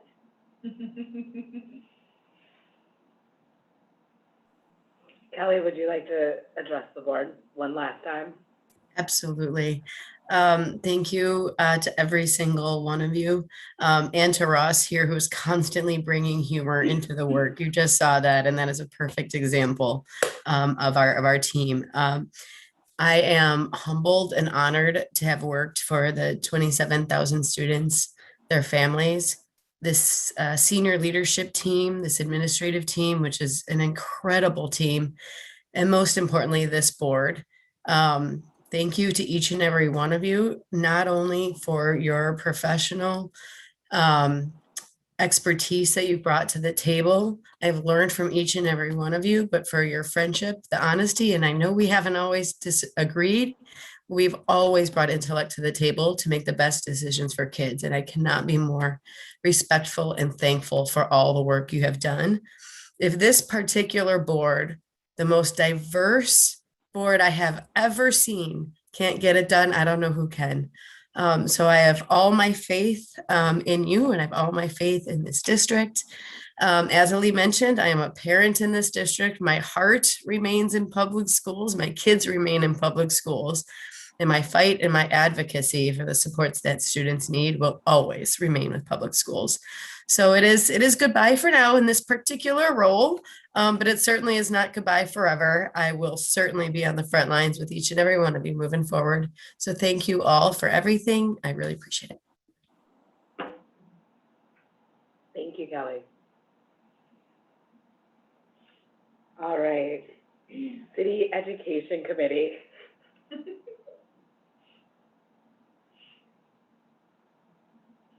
I have things ready, and then you call my name, and I'm like, just come back later. I know it felt unfair to have you be the last person to speak, and then, I'm sorry, I didn't plan it as well. Yeah, but you all know how I get emotional. Oh, wait, actually, I want to give Dr. Jenkins a moment to speak to Kelly, so you can figure out the City Education Committee. And Dr. Jenkins, thank you for chiming in. Kelly, just been simply amazing, and all of the things that everyone said here, we all know it's true. But I want to just tell everyone, she's also been mom in chief during this whole time, and just going through the pandemic and working with her children. And at times she would shift from being in an executive level meeting to doing her parenting duties at home with her children being there online, and just watching her vacillate between the two. It was amazing, because when she turned to her children, she was being mom in chief. And then when she turned back to the meeting, she was being the chief financial officer. And I think that's a great balance. But I'll never forget our walk that we took. This is a person that lives in the community, of the community, believes in the community, believes in our children, believes in our staff. And I just wanted to say thank you. And I said it during the interview. I fell for you.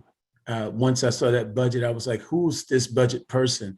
And I just want to thank you for all your creativity and the work that you've done. And I wish you well as you're moving forward. And let's just say, see you later, because we're not done. Thank you. Yeah.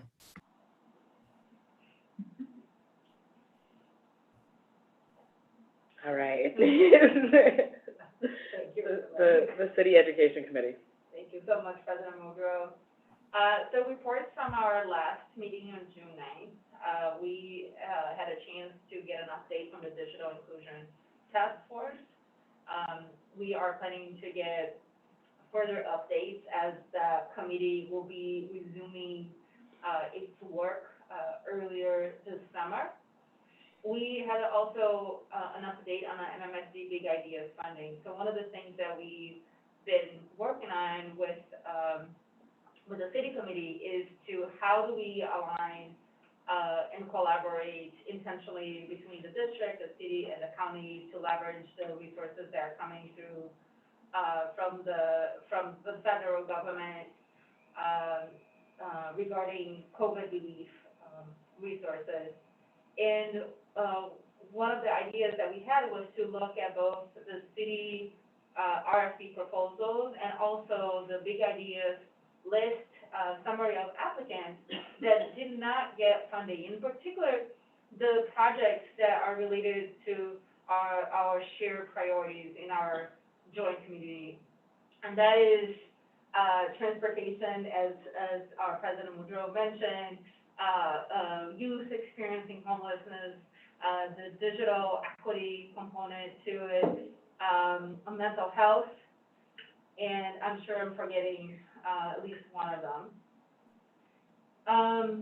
We also released a memo to support this collaboration to both the city and the county and the school district, and I had an opportunity to have several conversations with Dr. Jenkins around that alignment, and we have already seen the fruition of that collaboration through some of the investments being done from the city and from the county. So we'll be coming back to this board to talk more about the updates on how we're going to support unfunded proposals. Some next steps around the collaborations are also going to be on the works as we move throughout the summer. And we are going to be meeting in July, and we'll be able to give you all a better update on how the unfunded proposals are coming. I'm really grateful and excited about the work and the collaboration and the sharpness. For those of you that know about the city committee, education committee has been a committee that has been really struggled with meeting quorum and having energy, and we feel that this last 6 months we have done quite a bit and have mobilized all our institutions to support young people in this community. Thank you so much, Dr. Jenkins, for always listen to me and pick up the calls and always engage in the conversation to make sure that we are continue to move this work forward. In the summer, we also are going to know who from MMSD staff that's going to be staffing that committee, since Nichelle was the staff person in there, and now she's leaving him. So thank you, everyone. Thank you, President Woodrow. Student Senate, Nama. Yeah, Student Senate this summer is kind of preparing for different projects that we're going to take on this year. So we're super excited. We're kind of trying to boost participation and get more people and more representation from different schools. So us as a group is trying to accomplish that. So we're excited to do that this summer. We're also excited to start more projects related to curriculum.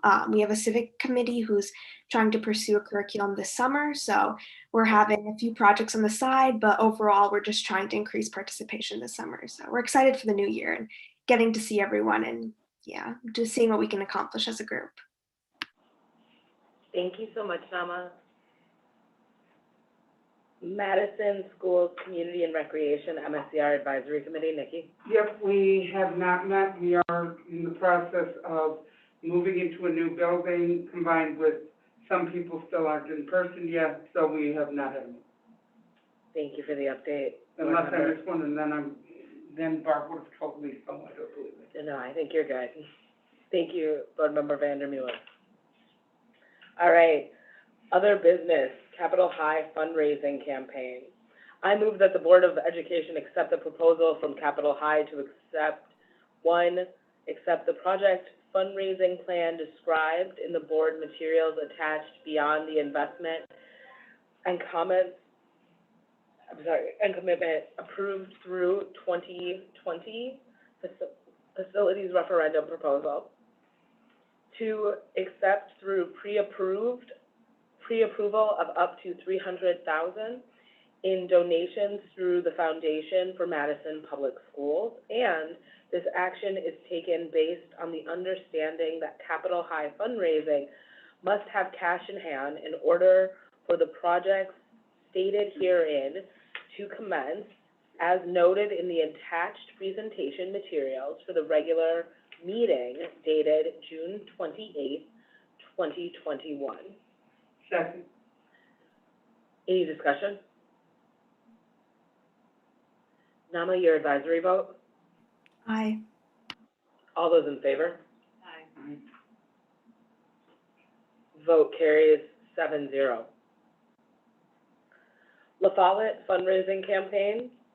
I move that the Board of Education accept a project proposal from La Follette High School to, 1, accept the project and fundraising plans described in the board materials attached beyond the investment and commitments approved through the 2020 facilities referendum proposal. 2, accept through pre-approval of up to $1.5 million in donations through the Foundation of Madison Public Schools, and this action be taken based on the understanding that La Follette fundraising must have cash in hand in order for the project stated here to commence as noted in the attached presentation materials for the regular meeting dated June 28th, 2021. Second. Thank you. Any discussion? Sabian, and then Chris Carusi, I see you as well. Thank you. Yeah, as a member of the La Follette Board of Visitors, I just want to give a shout out to all the very active parents that have pushed us in the right direction on this issue. You know, I think we all know the numbers. The amount of students experiencing poverty at Easton La Follette is about 60%. At our other school, high school, is about 40% for comprehensive high schools. I've seen their vision. It's a beautiful vision that wants to uplift all their students. It includes a restorative justice pavilion and programming and other programs to help raise student achievement in the schools and student social and emotional learning. So I just love the vision that's coming from this group of La Follette folks and the principal at La Follette. So thank you. Chris? I just want to echo the gratitude to the La Follette community and for their advocacy, reaching out to the board in multiple ways to make sure that the needs of their school community were represented in our decisions about how to move forward with building projects. I also want to thank the Foundation for Madison Public Schools for taking a leadership role on both this and the Capital High fundraising project. What you do for our district is invaluable, so thank you.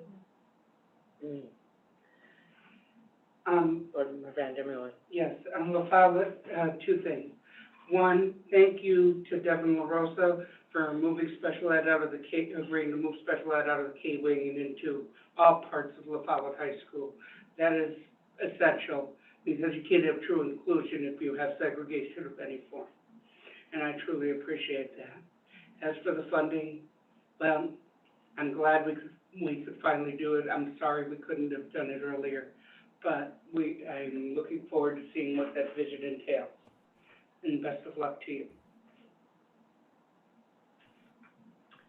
I want to give La Follette's principal an opportunity to speak because I see you turned your camera on. Thank you so much for joining us this evening. Oh, I just want to say, yeah, thank you for allowing me to be here. And yeah, I appreciate all the thanks and believing in us. Much love. All right. I very much appreciate this showing of affection for La Follette, but I am going to ask for Nama's advisory vote unless we have further discussion. Okay, Nama, your advisory vote. Aye. All those in favor? Aye. Aye. Motion carries 7-0.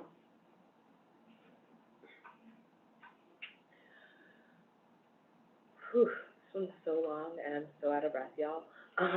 Whereas the Verona Area School District and the Middleton Cross Plains Area School District have established 4-year-old kindergarten 4K programs to serve age-eligible students. And whereas the Verona and Middleton Cross Plains Area School Districts recognize the potential educational benefits of providing families with options for 4-year-old programming as authorized by the Department of Public Instruction to meet the needs of students eligible to participate in 4K programs.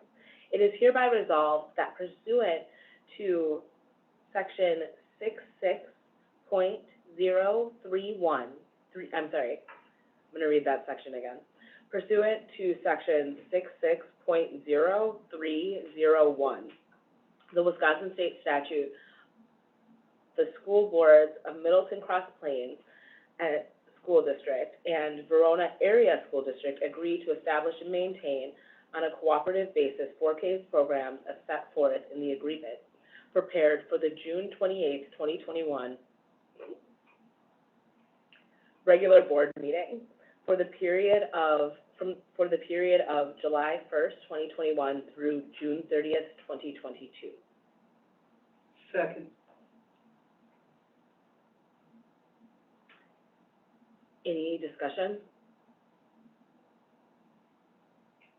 Nama, your advisory vote? Aye. All those in favor? Aye. Motion carries 7-0. I do, thank you. Okay.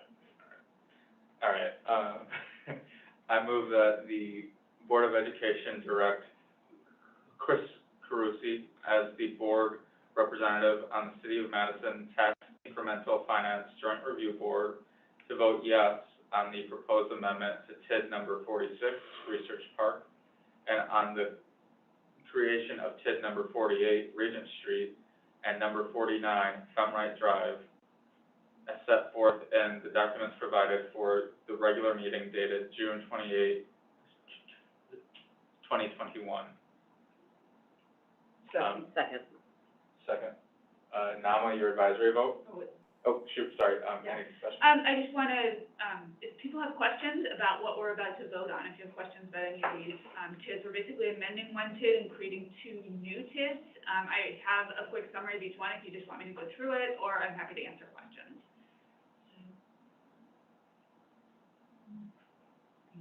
I wanted to honor the work that you did around the notes, so if you'd like to share with us a quick summary, I would appreciate that. Yes, I think it's beneficial to the public, so Yeah, thank you. absolutely. So, TID 46 is an existing TID encompassing Research Park on the west side. So the proposed amendment to this TID expands its boundaries and extends its closure date by 4 years to 2026. And then we'll use the additional tax increment for several projects. The big one is it's going to put $20 million towards bus rapid transit on the west side along the Mineral Point Road corridor, within a half a mile of the extended TID boundaries. It's going to provide $605,000 for pedestrian and bike improvements, and then it will provide a $7 million redevelopment loan, which will primarily be focused on affordable housing and senior housing in the blighted portion of Westgate Mall. So the amendment brings the total spending in this TID, including the original plan and the second amendment, to nearly $37.7 million. But this TID is generating enough tax increment to support that large investment. And the proposed projects will provide significant public benefits, including public transit and affordable housing, as well as adding to MMSD's tax base. Any questions about TID 46? TID 48 is a new mixed-use TID that is located along Regent Street, West Washington Avenue, and South Park Street, including the Bayview Triangle. It is focused on infrastructure reconstruction. It has a potential life of 20 years, but the city estimates it will generate enough revenue to pay all its project costs by 2033. The new TID has a budget of nearly $14.8 million. That will support a number of public works projects with a primary focus on Bayview housing redevelopment. It's important to note that the proposal does not include funding for development assistance or affordable housing, and this may come forward in a future amendment. It's really just supporting public works projects to support that affordable housing development.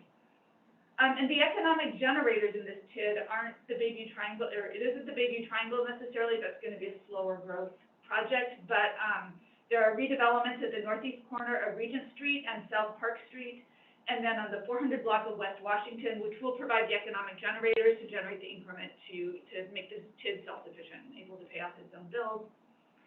At the end of the day, this is a small investment relative to MMSD's $29 billion tax base, and the proposal is economically sound.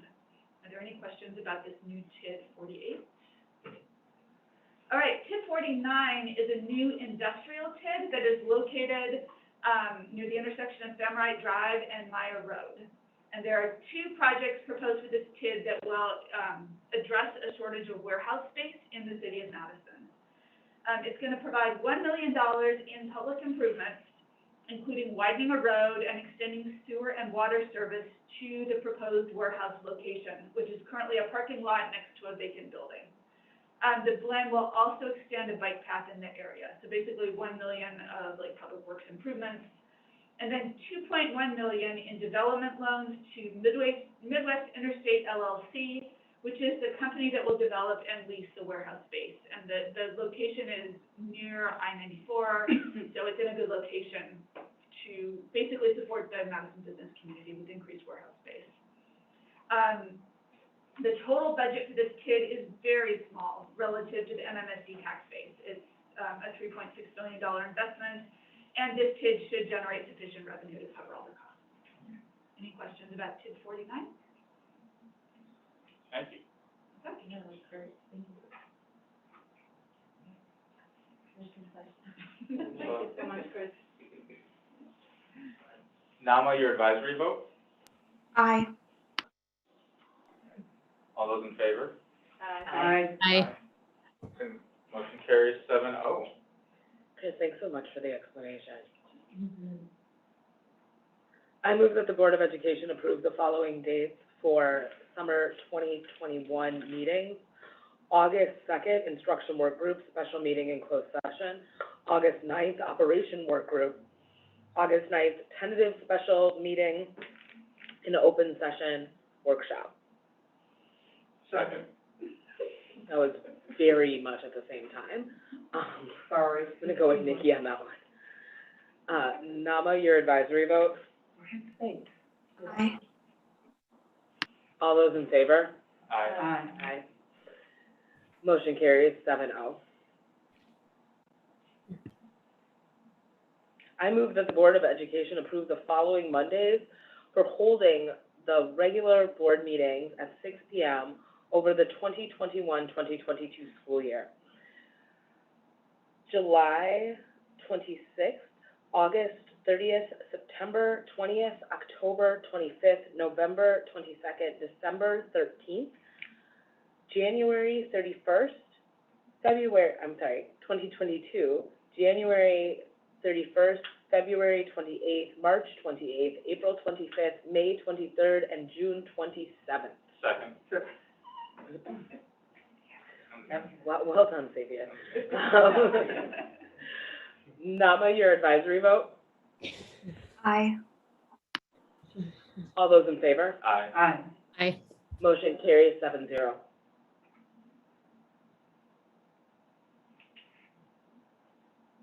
And I believe there is no old new business. Yeah.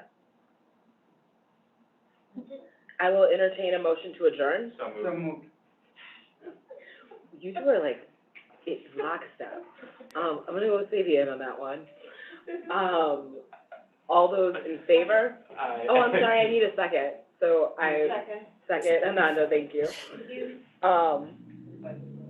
Nama, your advisory vote? Aye.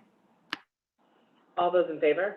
Aye. Aye. Aye. Thank you all so much for being here this evening and passing our budget.